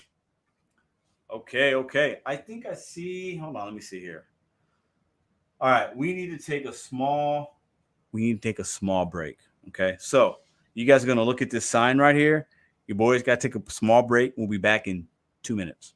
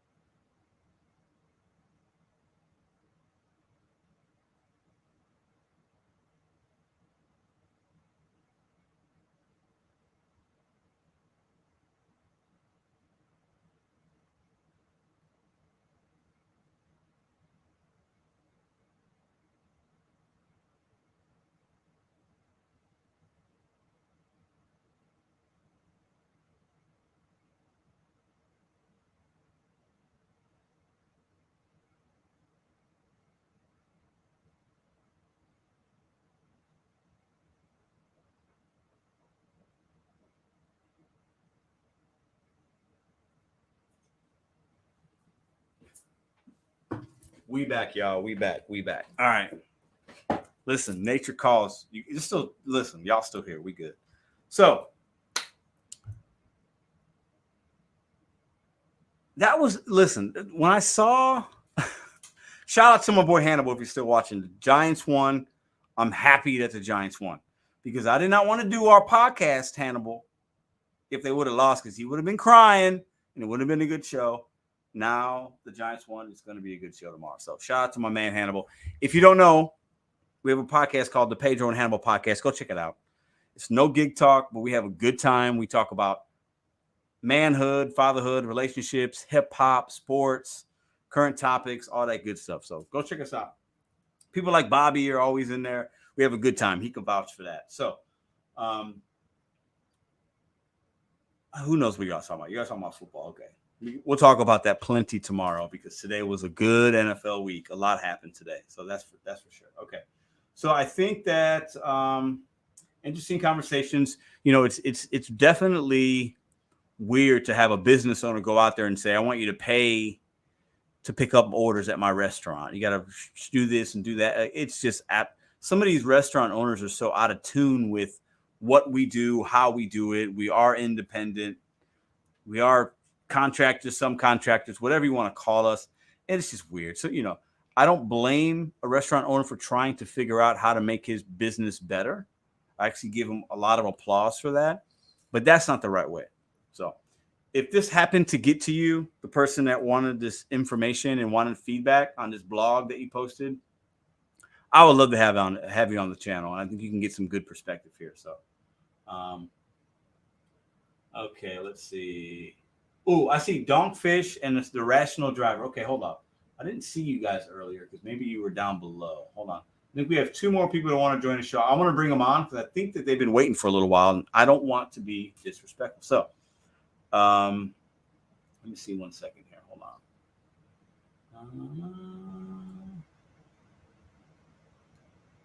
Okay, hold up. Hold up. Okay, I think Cliff Dog wants to come back in. Cliff Dog, are you there? Can you hear me? I don't see your face, but I'll give you a second. Okay, I see you. And then Fish and Rational Driver. So let's go ahead and bring these guys in. I want to see what they got anything to add to this conversation real quick. Let's bring Cliff Dog back in. What's up, man? Yo. Mr. Fish, how you doing, brother? Hey, how you doing, man? How you doing? I'm good. Sorry to keep you waiting, man. Oh, you're good, man. Rational Driver, how you doing, brother? Hey, how you doing? What's cracking, Pedro? How are you, man? You good?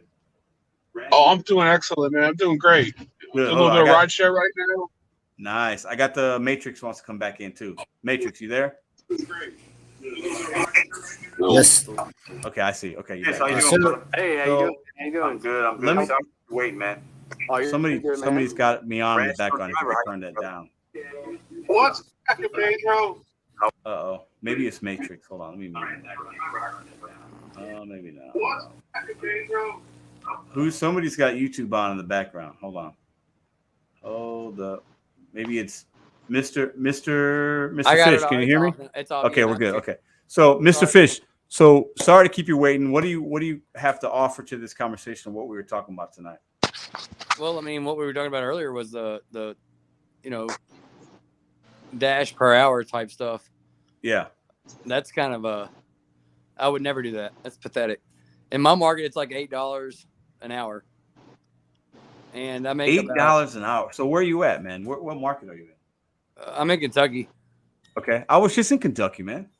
You're in Paducah, I know, yeah. Yeah, I was in Paducah, about 2 hours, 45 minutes. We were at the Paducah Recreation Center, Rec Center, something like that. Yeah, it was a good time, man. It was a good time. Yeah, I make pretty good money here. I don't just do DoorDash. I do other apps too. But yeah.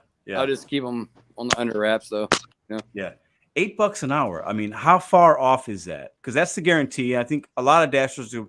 There's going to be hours where you make more than that if there's a tip or whatever. That's just the minimum. But how much are you making more than that per hour? Like, how far off is that for you? It's way far off for me. Honestly, I'm making probably $300 to $400 a day in my market. Nice. In Kentucky, I think that's super impressive. I bet you got to be in the top tier of your drivers, I would say, right? Yeah. Yep. I think so. Yeah. What apps do you run besides DoorDash?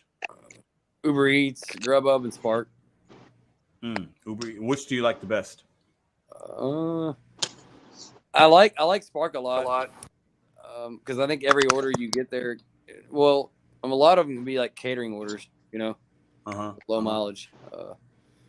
But I like DoorDash too. But DoorDash is you got to be in that diamond zone type stuff to have any success. I think now they're kind of trying to take people out of the market in DoorDash. That diamond zone type stuff is weird. It seems like they're definitely trying. I've been doing DoorDash for a couple of years, right? So not that long. I'm not like an OG, but I've done enough, right? Yeah. And I feel like in the last 3 or 4 months, they've been implementing the most amount of new test pilots and programs that I've ever seen in that amount of time. They're trying so many different things to figure out what's going to stick, how can I make the most money. I get it. I don't blame them, but like they're throwing so much stuff at the wall and trying to see what sticks. And I think Dustin is driving in the house. Shout out to him. I think he just said, 2023 is going to be a very interesting year for a lot of us. And I think we have to be ready to adapt and be ready to try different things, because I think these apps are really changing and evolving. Yeah, I totally agree with that. Definitely agree with that 100%. In my market specifically, the DoorDash, if you're not a part of that diamond program and you have low priority, I'm kind of a part of it now. I got that priority access or whatever, but it didn't last but a couple hours before I was under the percentage to be in the 50 to 70% zone. I still get good orders. I still do what I need to do. Yeah. But I do believe that DoorDash is trying to manipulate drivers into, taking every order to be a part of that program.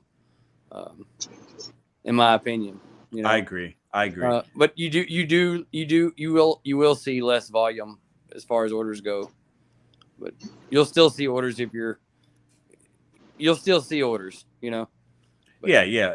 It'll be dependent on your market and oversaturation, undersaturation, time of day that you work. I'm just extremely picky. I have like a 4% acceptance rate on DoorDash. Mm-hmm.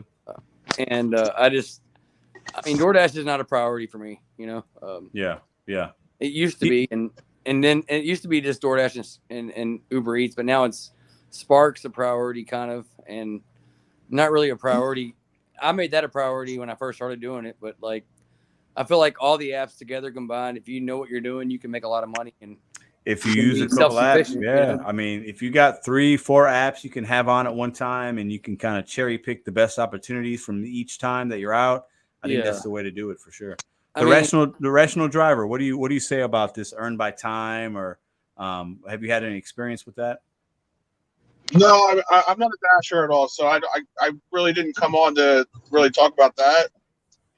I was kind of intrigued, or I kind of wanted to share an opinion on the whole dollar registration thing. Please do bring it. I would love to hear your thoughts on it. All right, so like I said with my super chat, I mean, like it's a barrier to entry, Like there's so many bad drivers out there. Restaurants have so much skin in the game, and we don't.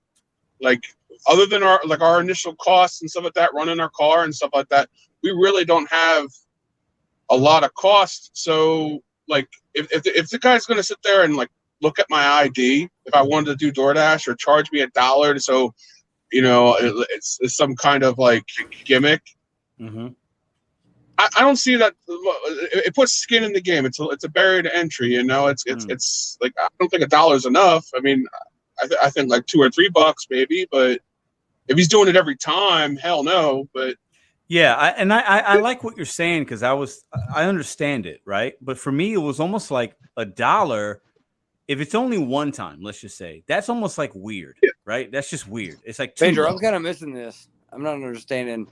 So I'll give you a backstory. So there was a video I did, and there was a blog out there that a restaurant owner asked a fellow driver to put out there to get other drivers' thoughts on it. So what tips at restaurants or what? So this owner's having issues with orders getting picked up by drivers, and maybe they're being stolen or not delivered correctly or on time. So he wanted to understand and know what we thought about if we, they made a system. We had to kind of verify ourselves, show an ID, get into their pool of being able to pick up orders from his restaurant, really busy place, and give $1 to do it, and show an ID, give $1, confirm pickup on our phones. That's illegal, isn't it? I would think there's got to be some kind of something against the partnership agreement. I'm sorry, but we're independent contractors. We don't work for them. We work for us, Sure, but so the rational driver, give me your perspective on that. On that, give me a minute on that. Well, I mean, like, did the article or whatever say what kind of restaurant it was? Because like, if this is McDonald's, you know, I'm sorry, you can go pound sand. It's McDonald's, but if this is like some like high end restaurant, you know, that's like you're sitting there and you're gonna, I don't know, you're sitting there giving out steaks and stuff like that. You know, like somebody's got echo. I don't know what's going on there. No, But like, it's a locally owned restaurant for sure. Yeah, it's a it's mom and well, yeah, pop. but yeah. But if it's locally owned, like I know a lot of Italian restaurants that are locally owned too. But like I said, like they have skin in the game. You don't.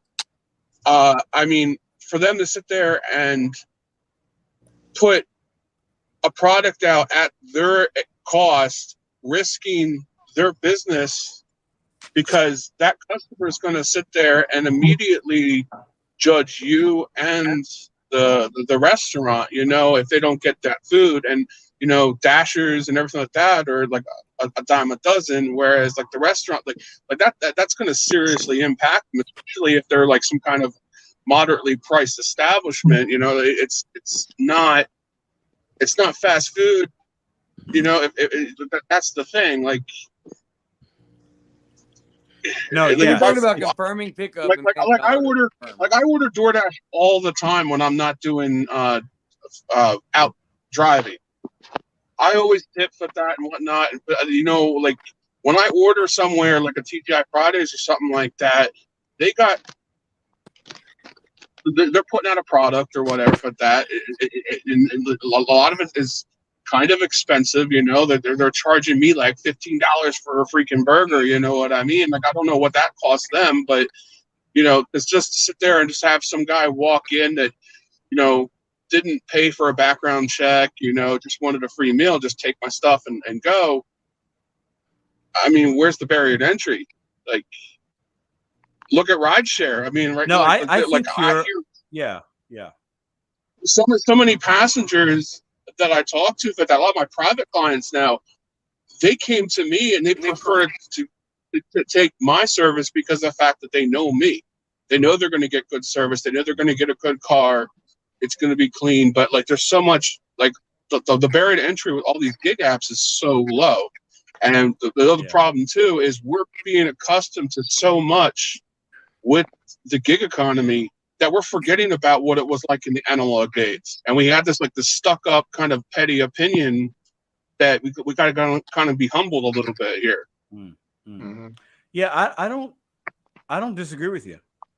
I think that and I was trying to put if I'm a restaurant owner, a business owner, and I had an issue, he has an issue in the blog. He stated 36 orders a day he's having issues with, which I thought was an exaggeration, but I don't know his business. He did say it's a very busy place. You know, good orders. You know, he gives his drivers, you know, for if they have to wait, a soda or a drink or a garlic knots. Like he's definitely, you can tell, at least he presented himself as a business owner running an establishment that was organized, good, busy. He cares about his business. You could tell this isn't just, you know, a little spot. They do a lot of business, right? So I think that he has an issue. He has an issue and he's trying to figure out, how do I fix this issue? And his issue is he's got some really crappy drivers coming in and not handling his product with respect. And when they do that, he's not treating his customers with respect.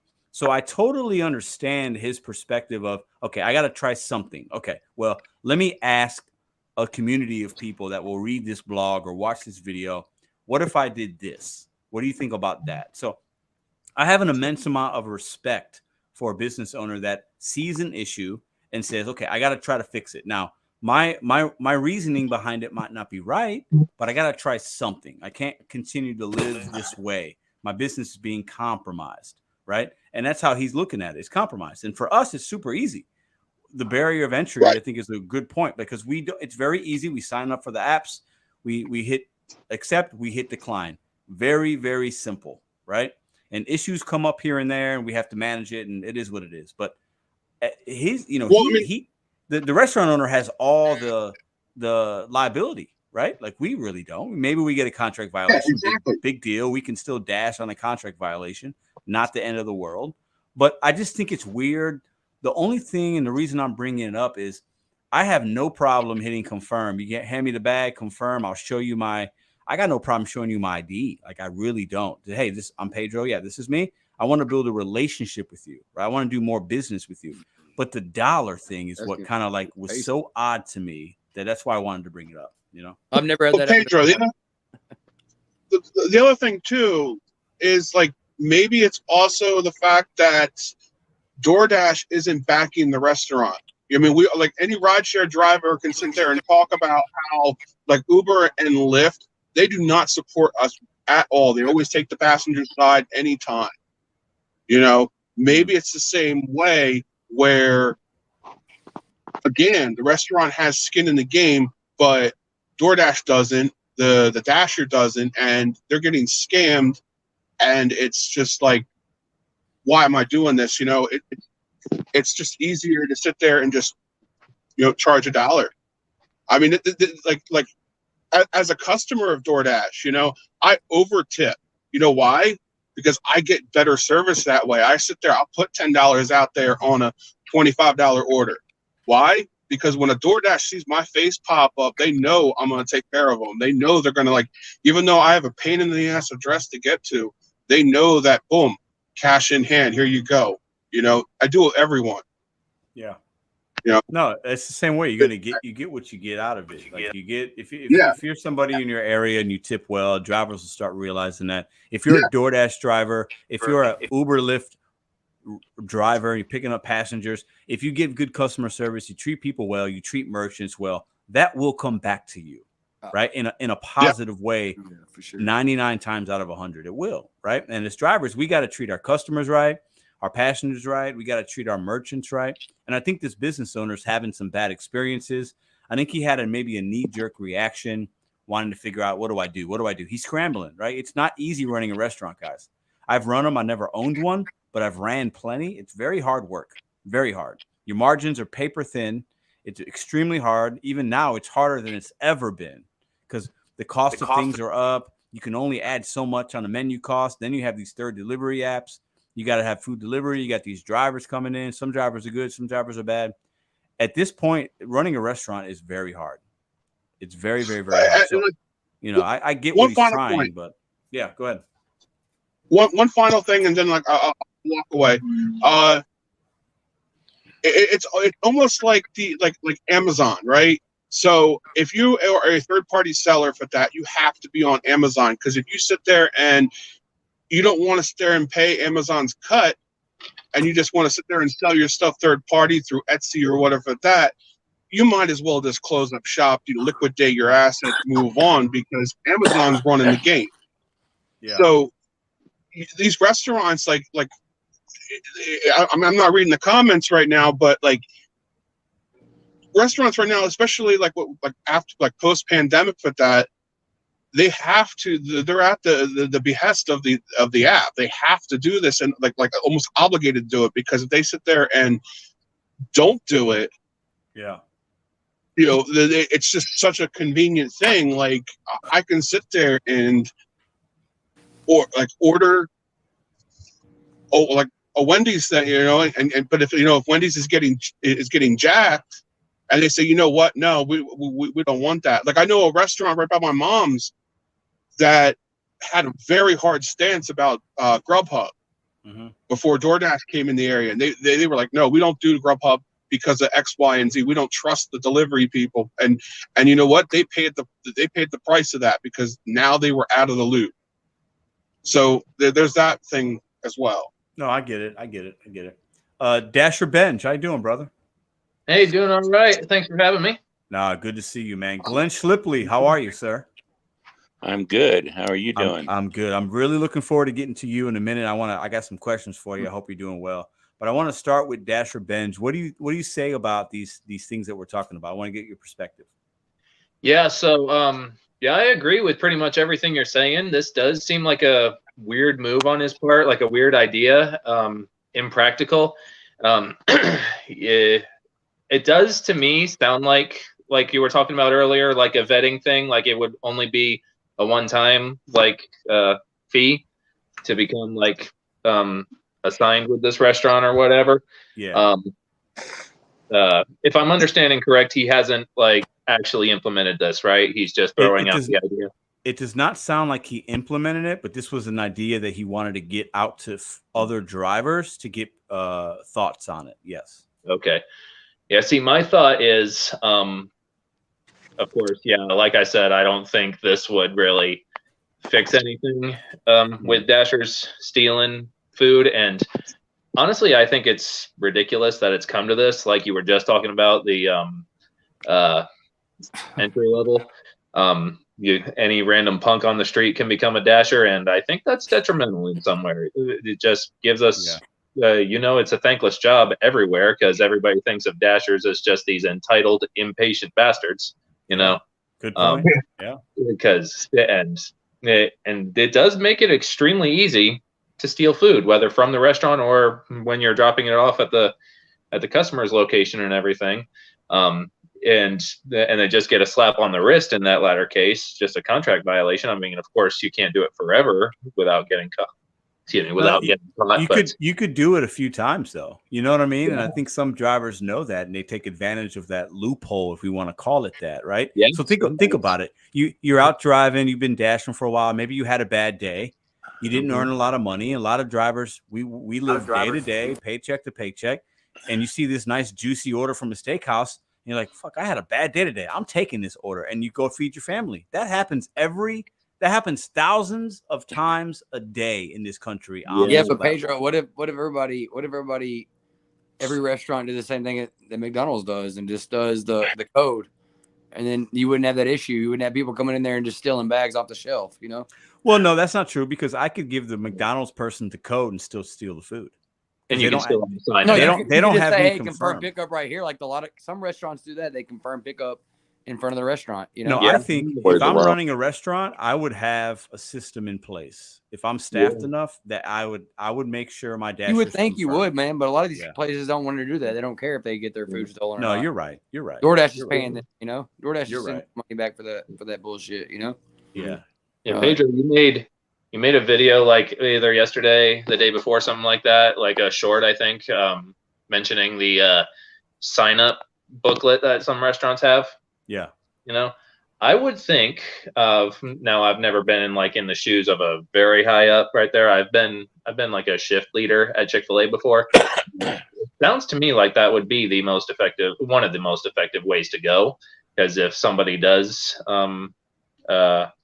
come for an order that was already picked up, you can look up whoever picked it up and report them straight to DoorDash. Yeah, exactly. Yes. That's what I would do. That needs to be a thing.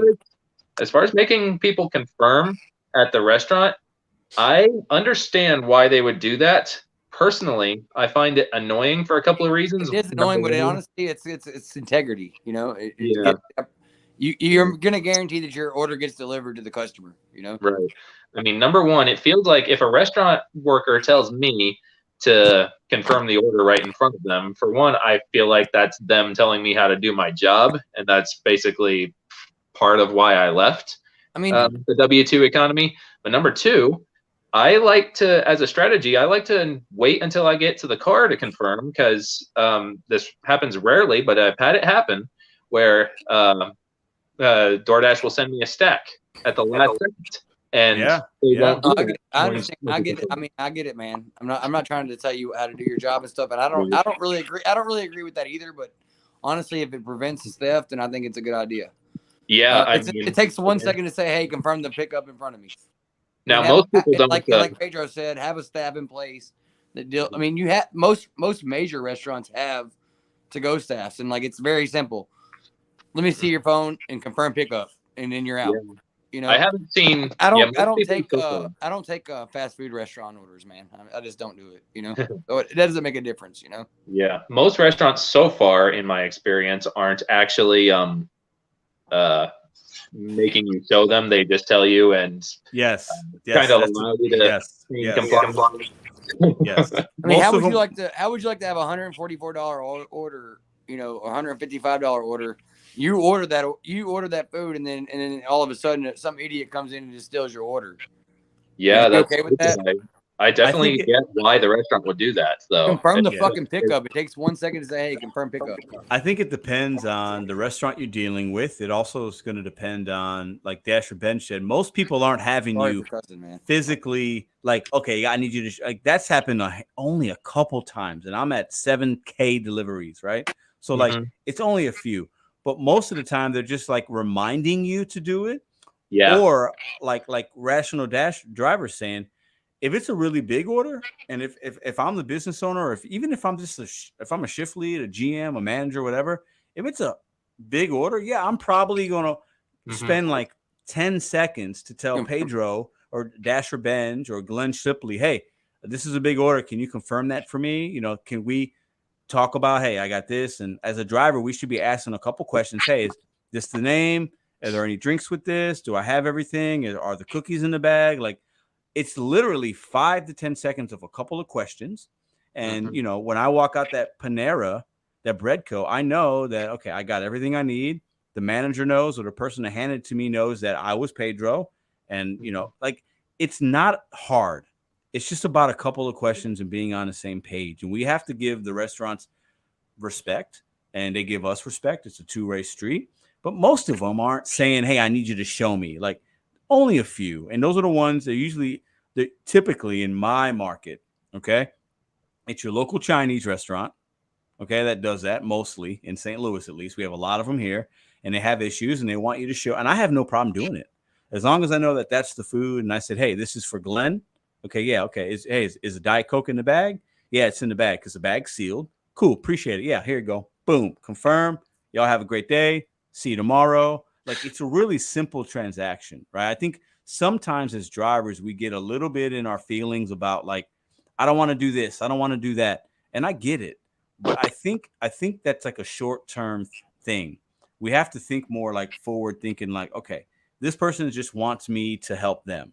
I need to help them, right? And as long as they're giving me respect, I'm going to help them. Now, if they're being rude to me, Petty Pedro is going to come out and I'm going to be rude right back, because that's just how I am. Like, if they're being rude and being like, I need you to confirm pickup. Well, if I don't even have the food yet and they're telling me it's going to be a couple minutes, hell no, I'm not going to confirm pickup. Right. If they can't answer my question, like, hey, well, is the Diet Coke in the bag? Oh, I don't know if it's in the bag. I was kind of talking about, like, then I can't confirm pickup if you can't tell me. You know, it's got to be a give and take, in my opinion. What do you guys say to that? I was saying, like, when somebody hands you the bag, then you confirm the pickup right there on the spot. Absolutely, yeah. I have no problem. Like, to me, not like 10 seconds before or a minute before or after or whatever. I mean, man, like, it is important though, man. Like, for large orders, big orders, it's important for them to confirm pickup, because people come and steal orders, and then the restaurant refuses to remake the order. You know? Yeah. I had another thought. What if this whole going back to charging Dashers $1? That's ridiculous. Like, if it is like a vetting system, my question is, if this were to be implemented, if DoorDash were to agree to it and everything, would that thing is, like, would Dashers who aren't vetted yet be able to see those orders? And like, when they get to the restaurant, then they have to sign up for it, or like, how would that work? Because in my area, one of the 2 Papa John's area locations here requires all DoorDashers and Uber Eats drivers to have a pizza bag, which I understand why they would do that. And thankfully, I was already in the pizza program when they implemented that, so I already had my bag. I'm good. But like, I'm thinking, like, what about the brand new Dashers who aren't supplied with that? You know, it's not fair that a company policy should cost me a ding on my acceptance rate or my completion rate. Because like, if I walk into that Papa John's without a pizza bag, what do I do? Do I unassign? They'll give you one there. Oh, well, it depends market to market. I mean, even if they don't, you can just say, no, I don't have a pizza bag, and just get the order, man. Take it to the customer. I'm telling you, this Papa John's will not hand you the order if you don't have a pizza bag. They don't have pizza bags, and most places have pizza bags. Big cities. Yeah. I think they used to. I couldn't tell you whether they do still hand them out or not. I don't know, but that would be the best solution if they do. So. Hey, Dunkfish. Yo, what's up? Are you in Russia? No. Oh. Wow. You look like a Russian operative. Oh, my bad, dude. I'm sorry. No, maybe he is in Russia. He can't say it. It's He fine. does, doesn't he? He looks like a member of the KGB. Look Dude, at that angle. Nah. It's Edward Snowden. Kentucky, man, you know. It's all about angles. This is about the angles. Oh, I'm sorry about My angle. my It's angle. it's KGB. Let's better. It's better. It's better. No, Yes, you're good. You're it's good. much better. The It's Matrix much more is- American. The I Matrix apologize, is just man. being. We all he's come being- from our own planet. Hey, it's We- all good, man. Hey, check it out, man. I got some friends watching this this too, because Hey, You're a it's good good, look. man. You're a good-looking dude, but that angle was a KGB angle. all right. I'm sorry, man. My bad. All right, man. hold up. Listen, y'all. I want to shift it for a I second, like. Hey, guys. I like that. I like that. So stay with me, guys. So Glenn. No, wait a minute, Pedro. Wait a minute. My brother just said. He just said. Pedro said, not Pedro, but he said that. Oh man, I won't even talk about it, man. Fuck it, you know. It's fine. Don't worry. He about said it. I'm Listen, a KGB clown, you know.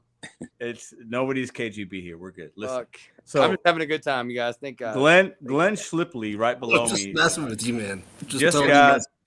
messing. Listen. Glenn Schlipley was doing an art show, and I want to hear about that. I want him to share with us as we're all here together about how that went. Glenn, you got the floor, my friend. How you doing, buddy? I'm good, man. How are you? I am cold. It is fucking freezing here. Hey, It's what's up, it's Glenn? How cold you in doing, St. man? Louis, man. It's like 25 right now in St. Louis. Yeah, It's pretty same cold. here. Yeah. But anyway, it went phenomenal. I mean, it was between the 5th and the 15th. And I had can you hear me okay?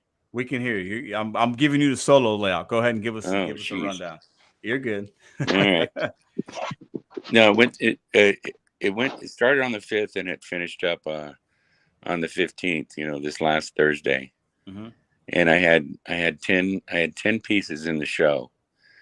And it was kind of like a show for amateur artists in the general area and in Reno and Lake Tahoe, and there were some guys there from Carson City, and even some guys from very rural areas like Tonopah and Elko. And I got to meet everybody, and I even met some of our state politicians. Okay. And like I met on Wednesday, the first Wednesday of the show, I met Governor Sisolak, who's the governor here in Nevada, and that was pretty cool. And Congresswoman Catherine Cortez Masto was there. Jesus Christ. And I had 2 sculptures, 4 paintings, and 4 drawings in the show. Mm-hmm. And out of the 10, I sold 7. So you sold 7 out of 10. I'd say that's pretty good. Were you happy with that? I was like Daffy Duck bouncing off the walls, let me tell you. So without giving us what too much information, did you feel like it was worth your time? Did you make a little money? Because only reason I ask you that is I know that you use the gig apps as a way to bet on yourself, and then you folding that into doing your artwork, and you're working less gig apps, you're selling some art. Was it a success? Can you share that with us either way? Total success. Nice. Okay. Nice. And I wasn't there. You don't have to be there every day. Mm-hmm. I was there the first day, all day. And of course, I was there the couple of days after that on Wednesday, and on last Sunday I was there for a couple of hours, and met some people. And we're a very small city. We've only got 350,000 people that live in the general area. Okay. And not everybody goes to an art museum, but they, the curators of the museum said that 25,000 people in that 10 days went through, and saw. It's a pretty good. That's a pretty high percentage of your That's really awesome, total dude. population. Yeah, that's awesome. Yeah. Yeah. Well, it's a big thing that they advertise here locally, and Your city's the same size as my city. I love that. yeah, we're about the same size as St. Louis too. But you drive out of town 10 miles, and it's like nothing for miles. Nothing. Yeah. St. Louis is St. Louis has a lot of other smaller cities or counties around it. So, it's not that small, even just 10 or 15 or even 30 or 40 minutes outside of St. Louis. But listen, I'm just glad to hear that. Pedro, do you ever come I love it. What's that? Do you ever come to Lexington? I have not been. No, I've never been in Lexington. I've driven through Kentucky many times going to Florida, and I've stopped in only once. You were in Paducah this weekend. Paducah camp, right? I was in Paducah yesterday, for about 8 hours. Yeah. Dude. I liked it. It was good. We had a good time. Good camps and basketball clinics. That's right. I got some coaching like 4-year-olds all the way up to like 11-year-olds. It was a good time. I do that on the side as well. So, if you ever come back down this way or whatever, and you can just come down here and say what's up.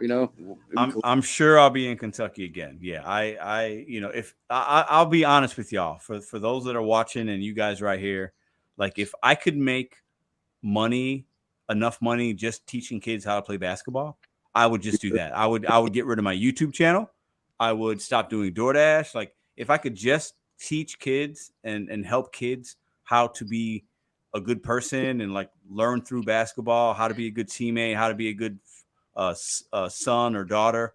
If that could pay the bills, I would give up everything and just do that every day of the week. But what do you think about Lionel Messi in the World Cup today?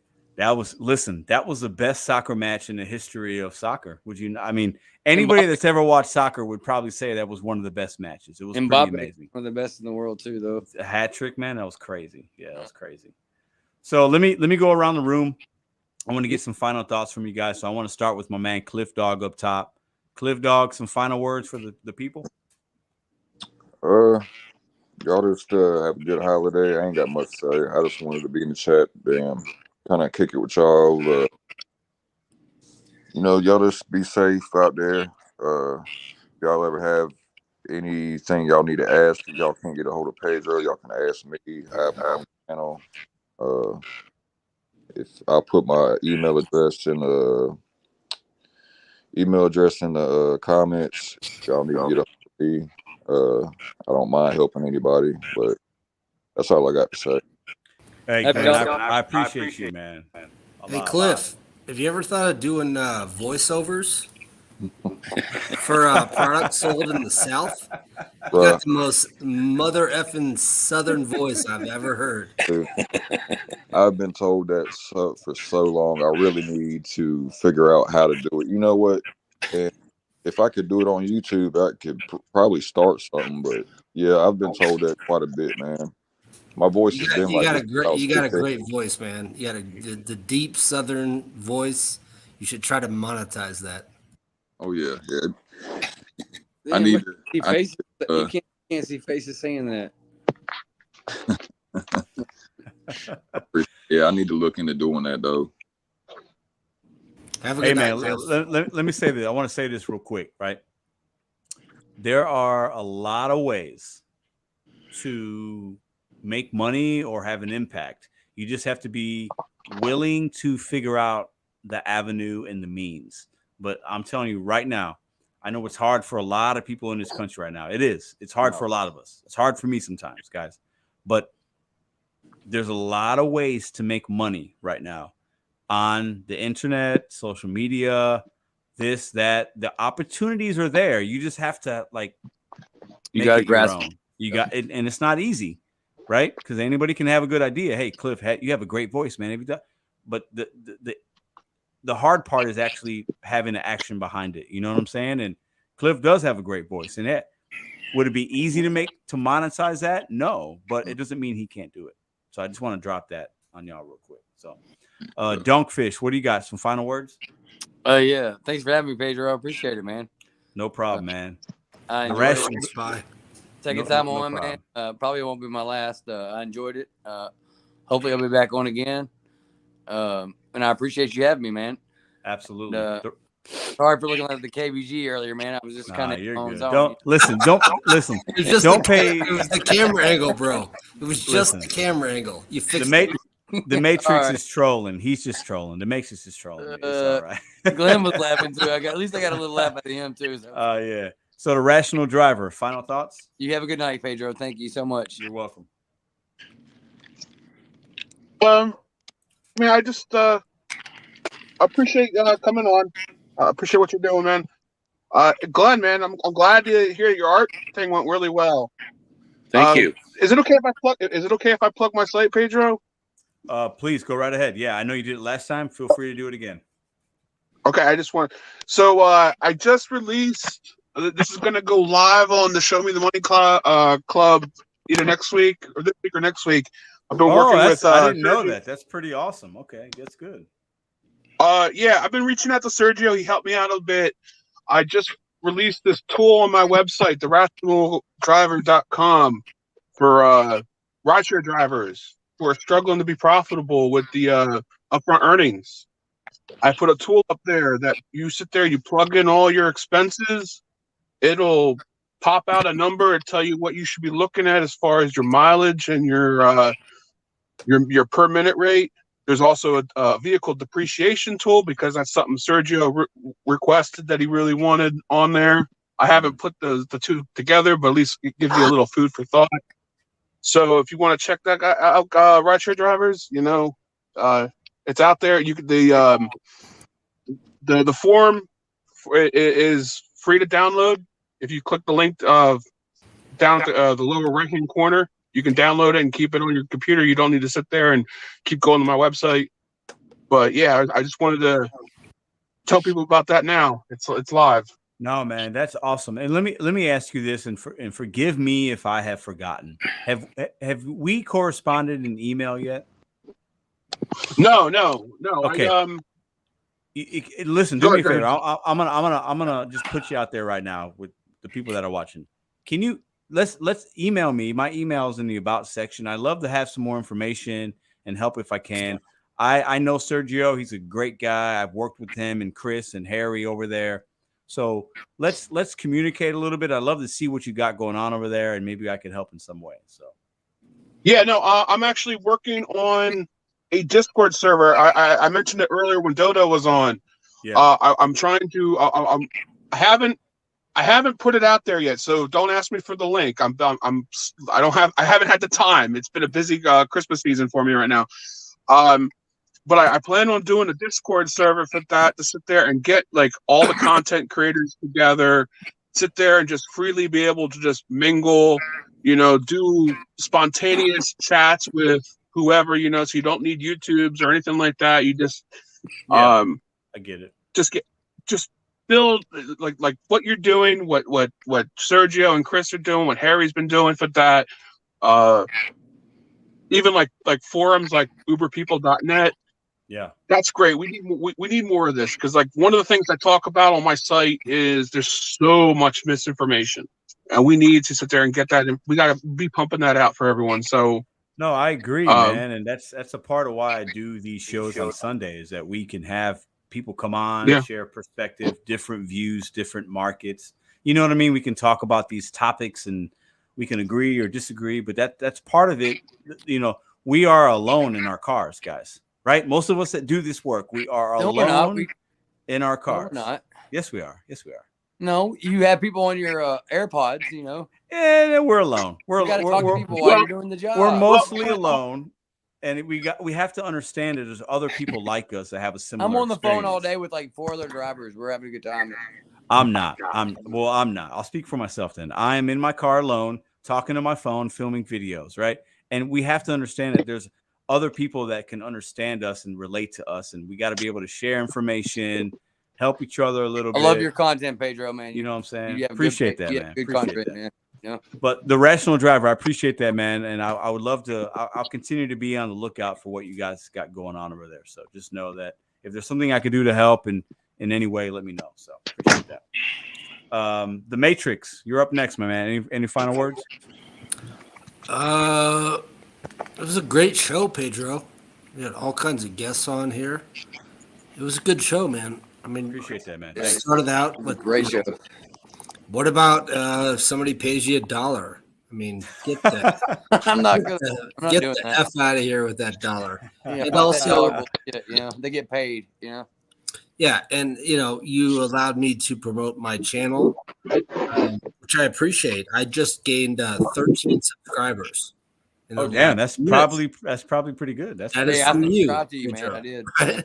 So yeah, it's the if you type into YouTube the Gig Matrix, check it out. We'll see how it goes.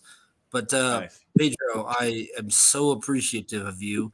You have no idea, man. It takes someone to know someone, and we all kind of build these channels from nothing. And I appreciate you having me on, man. I really, really do. So I'll listen to the rest of the guys, round out the hour. And again, Pedro, great show tonight. We'll see you next week. Appreciate that, man. Appreciate that. Dasher Benj, any final words, my friend? Yeah, next week is Christmas. You gonna have a live stream? Man, you know what? Great question. You should have one. No, that's a great question. So check it out. Check it out. I haven't decided. I haven't decided yet because you should. I'm gonna be. I know that my sister's having. So I'll be in my dad's house on Christmas Eve with the fam, and my sister's gonna have some people over. I don't even know what time. Maybe 5 or 6. So I haven't decided. It's 50-50 right now. I don't know. I think that I definitely would have some people watch. I think it could be fun. I think we could ring in. I haven't decided if I want to do it yet. Good question. I haven't decided. I'll know. Probably I won't decide until Sunday, if I'm being honest. I'll see how Christmas goes and kind of go from there. So I have 15 new subscribers now. The Matrix is hyped. He's hyped. 15 new subscribers. I love you guys. So let me say this. Boy. Let me say this before I get to Glenn Schlipley. Are you plugging Pedro? What's that? Are you plugging channels? Well, we all plug channels. Just mine. Oh, okay. I got you. We plug channels. Dasher Benj was on here last week. Yeah, last week he did 12. So I think that what I've realized is there is a lot of there's positivity in giving somebody a shout out. Oh yeah, giving sure. I shouted out Joe Ezzy Delivers. Okay. Yeah. I shouted him out yesterday. He made a video today, and I watched it. He made an hourly video. It was pathetic. He made like $96. Well, no. Listen, he made a video today. And yesterday he was at like 1.9 thousand, and I shouted him out. He got over 2K, and he was really happy about it. And he shouted me out, being very grateful that I mentioned his channel. And like, I understand that when you have people that watch and you give somebody a little recognition, you say, "Hey, go check them out. You might like them. Go check." There's power in that, right? There's an influence that's a positive, right? Yeah. I realize that if I say, "Hey, go check somebody out," you'll get a couple of people. And I do that on purpose because I don't know everything. My perspective is St. Louis. Dasher Benj is in a different market. The Matrix is in a different market. Glenn has a different experience. Joe Ezzy's in South Florida. I have no idea what it's like to dash in South Florida. But you know what? I got 35,000 people that might get some value from Joe Ezzy. They might get value from the Matrix. They might get value from Dasher Benj. And it's my responsibility to show people, hey, go check this person out. You might like. I'm not going to hoard all the subscribers. Like, no, get out of here. I don't know everything. We need to be collaborative and appreciative of one another. Even if we don't agree on things, who cares? This is YouTube. I'll check your all channels out, man. I'm interested in looking at all. Yeah, we should be welcoming of other people that make content. And I'm learning that people appreciate that. So I'm going to continue to do that because I think that other people did it for me, so I should pay it forward. And I don't know everything. We should all be able to watch different people, and you take a little bit from Dasher Benj, a little bit from Pedro, a little bit from this guy, a little bit from that guy, and you make it your own. And I really believe that in the long run. I thank you, Pedro. I've been on your channel many times. I just launched my channel, and I appreciate you, man. You got 35,000 subscribers. What the hell's, bro? Yeah. Okay, I thought my man was dying over here. No, we're I good. appreciate We're you, good. Pedro. I No, just you're launched good. my channel. We all have to know somebody that knows somebody, and I know Pedro, kind of. So I appreciate you so much for me coming on this platform and being able to launch my own channel.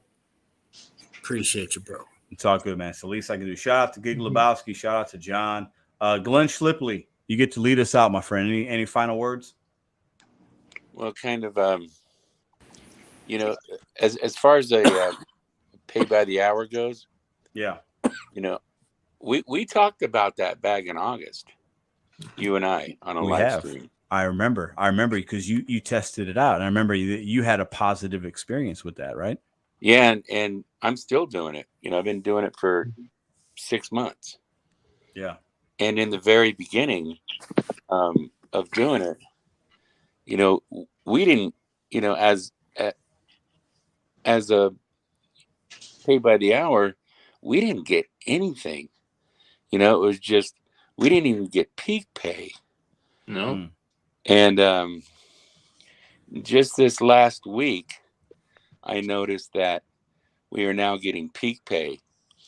And how they run the peak pay for hourly is they take like let's say, you know, since you do a per trip basis, Pedro, let's say you're out there working it and you know, for the next 2 hours you get a $3 peak pay. Mm-hmm.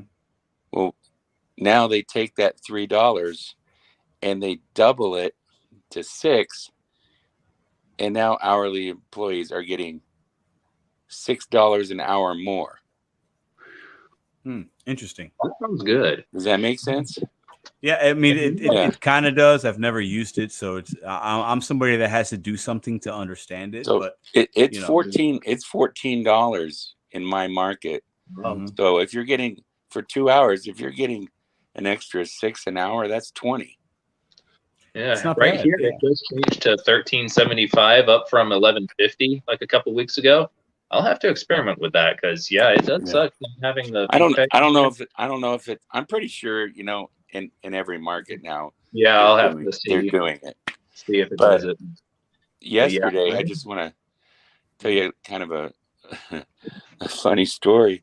Yesterday, between 5 p.m. and 7 p.m., it must have been crazy because there was a $6 peak pay for 2 hours. That's crazy. Wow. So I was getting for that 2 hours an extra $12 an hour. Yeah. On top of the 14. So I was getting $26 an hour for 2 hours. Must have been a lot of orders or not enough drivers. You know what I mean? Like when it's a $6 peak pay, I mean that's not common, but I think it's like you know, it's all about perspective and what works for you. And if you're hitting your goals, whether you're doing earn by time, earn by order, you're doing this app, you're doing that app, if you're making money and you're happy with it, that's all that matters. Like, forget about what Pedro says, or forget about what Dash or Benz or Matrix. Like, if you're making your money and you're able to hit your goals, you know, that's got to be okay. I just want us to still remember that it's still momentarily. We have to still think about. Let's not get caught up in just the moment. We got to think about, okay, what's next week going to be like? 2023, these apps are going to continue to change. I know in February, I'm going to make a video about a new test pilot that DoorDash does. I know it, and I don't know it, but I know it because that's what DoorDash is showing me, right? So we just got to have that in our mind that they're going to continue to try to figure out how they can make money, and sometimes it'll work for us, sometimes it won't. We got to keep being willing to adapt to the changes because the apps are changing, guys. Like, I know in February, March, April, I'm going to make consecutive videos, 1 or 2 a month, about a new change, a new pilot, something good, something bad. And because that's what's happened for the last year and a half. So nothing's going to change. It's not like they're going to stop and say, okay, we're done testing things out. They're going to continue to test things out. New legislation will come in certain states. Like, we're just seeing the beginning of it. It's going to continue to evolve, in my opinion. But anyways, listen. Go ahead, Go ahead, Glenn. If I could just say one more thing on that. Yeah. On that time I was getting $26 an hour, I got a trip to Buffalo Wild Wings. So I went in there, and it's kind of funny. I went in there, and the lady at the to-go counter said, "You're the third person that's been in here for this order," which means that, a Dasher went in there and they didn't have it on their system, and they just, canceled it out, and they didn't call DoorDash or anything. Yeah. And she goes, "Do you have what's on the order?" And I already knew what the tip was because, 4 months ago I told you how to find out the tips also on an hourly wage. But anyway, it was a $6 tip. And I said, I kind of said to myself, I'm getting $26 an hour. Do I really? She goes, "It's going to be 20 minutes. And I said, "I'll wait," So I sat there and I waited for the order. And I said to the lady, I said, "I'm just going to go in and use the bathroom real quick." And she goes, "Yeah, go ahead." So I'm sitting there in the bathroom and I'm thinking to myself, I said, DoorDash is paying me $26 an hour to take a dump. It doesn't get any better than that. Glenn, I think that's an appropriate way to end the. You're not wrong. By the way, I made almost $40,000 in the last 10 days on the out show. Oh, damn. Hold up. I didn't expect you to drop that on us, but that's impressive, man. That's impressive. Kudos to you. I haven't made 40,000 in 10 days. So, that's neither have I, but I did. You just did. Yeah. That's awesome. That's awesome. Dasher Bench, final thought. Go ahead. Yeah, before you shut it down, I wanted to second the thank yous. Just wanted to announce I hit my first 100 yesterday. Nice. Yeah. And just this past week, since appearing on your live stream last week, I went from 38 to now 113 in just a week. And I would not have ever seen that coming and couldn't have done it without you. I think it's awesome what you're doing. I really, really appreciate it, and definitely look forward to more interaction in the future. No, man, I think that's great. I think that's great. Yeah, no, I think it's great, man. And listen, I will not be making these type of videos forever. So I want to make sure the community has other people they could watch, because I plan on doing different things. And that's part of, that's important to me. So Glenn, Fish, Cliff Dog, Benj, Matrix, Rational Driver, appreciate you gentlemen very much. Have a good night. Hey, bro. You too. All right, brother. All right. You have a good Christmas. You too. All right. So we have, what a good show, man. I think you never know where these Sundays are going to go. I have a couple topics. We sprinkle in some guests. Shout out to Dashing with Doe Doe. Shout out. Listen, I want to say this right now. We got to get her to 1K. Okay. Before Christmas. It is a mission of mine. I would love nothing more than this time next week, Dashing with Dodo's at 1K. And then once she gets to 1K, we're going to figure out another channel. Let's get them to 1K when they get close, right? So go check out Dashing with Dodo. She dashes out of Alabama. If you're just coming in and you're late, if you go back about exactly 30 minutes into the live, so you're watching on a replay and you skip through, if you're just coming in, at the 30 minutes into the live, she came on. She was on for about 25, maybe almost 30 minutes. We had a great conversation. Go check her out. And good show, good show. It's been a good week for me personally. The gig apps aren't always great. You never know what to expect, But for me, the reason I say it's good is, and the reason I can sit in this chair right now and feel like really like proud and feel strong and feel engaged and like motivated, is because I know what I'm going to do in 2023. And I haven't always known that. And a lot of you guys might not know that, and that's fine, right? It's going to happen when it happens, organically, naturally. We go through things. I've made ton of mistakes in my life.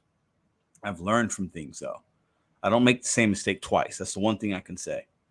But I know what we're going to do here, what I'm going to do personally, what I'll do for my family, my friends, the people around me, what I'll do with the gig apps, what I'll do with YouTube, what I'll do with these business ventures.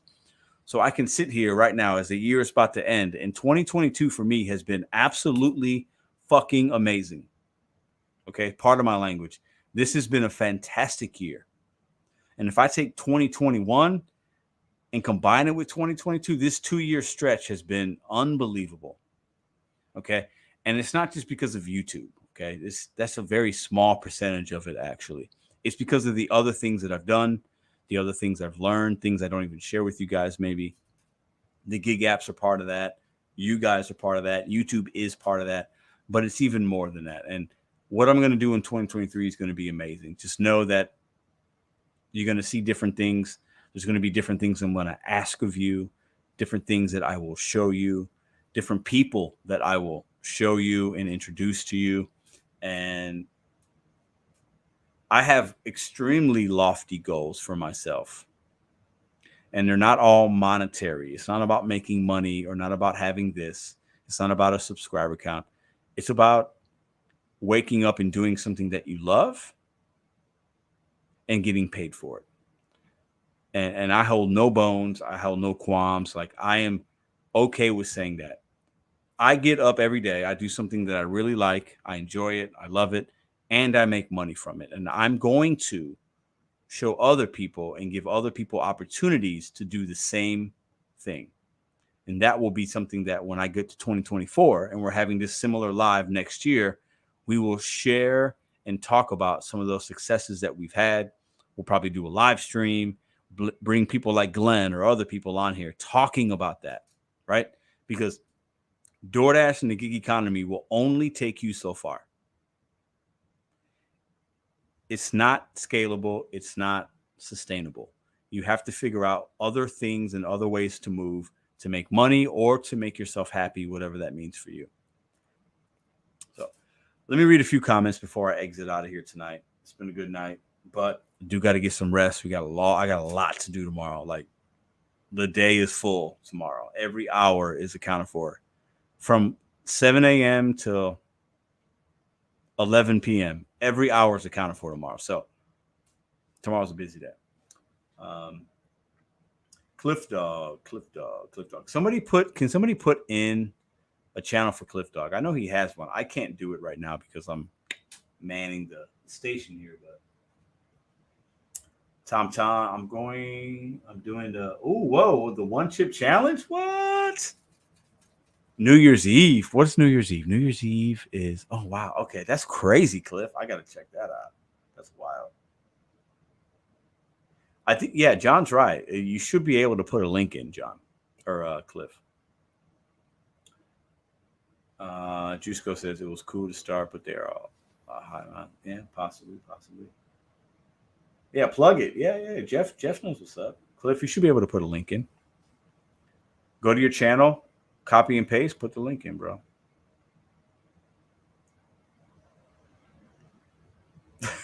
Cliff, go. So if you're on your phone, just like, I don't know, swipe up, and then you should go to your home, go to YouTube, go to your channel, click your channel, click copy, or click share, and then click copy link, and then go into the live chat, click your finger, hit the paste button, boom. I don't know how else to say it. I think that's how you do it. There you go. You got it. Listen, that's all I got for y'all tonight. I'm done. I'm spent. Y'all have a good night. Consider hitting the thumbs up on the way out. I don't know how many thumbs up we got, but I got no problem asking for a thumbs up. Hit the thumbs up on the way out if you got any kind of value. Hit the thumbs up for my man Glenn. Hit the thumbs up for my man Rideshare Rodeo for sending me this dope ass sign, little on-air sign above me. I don't know if you guys noticed that. Maybe you haven't because we've been in the panel, but we got a new sign right here. We got a Bet on You book for my man. Hit the thumbs up for your boy. Y'all are great. Have a good rest of your Sunday. We ended the week together. We're going to start a new week together. This week's going to be interesting. It's a holiday week. I think you guys are going to be able to make some money Keep grinding. Stay selective. Don't take trash. Bet on you, set goals one day at a time. I'll see you mañana.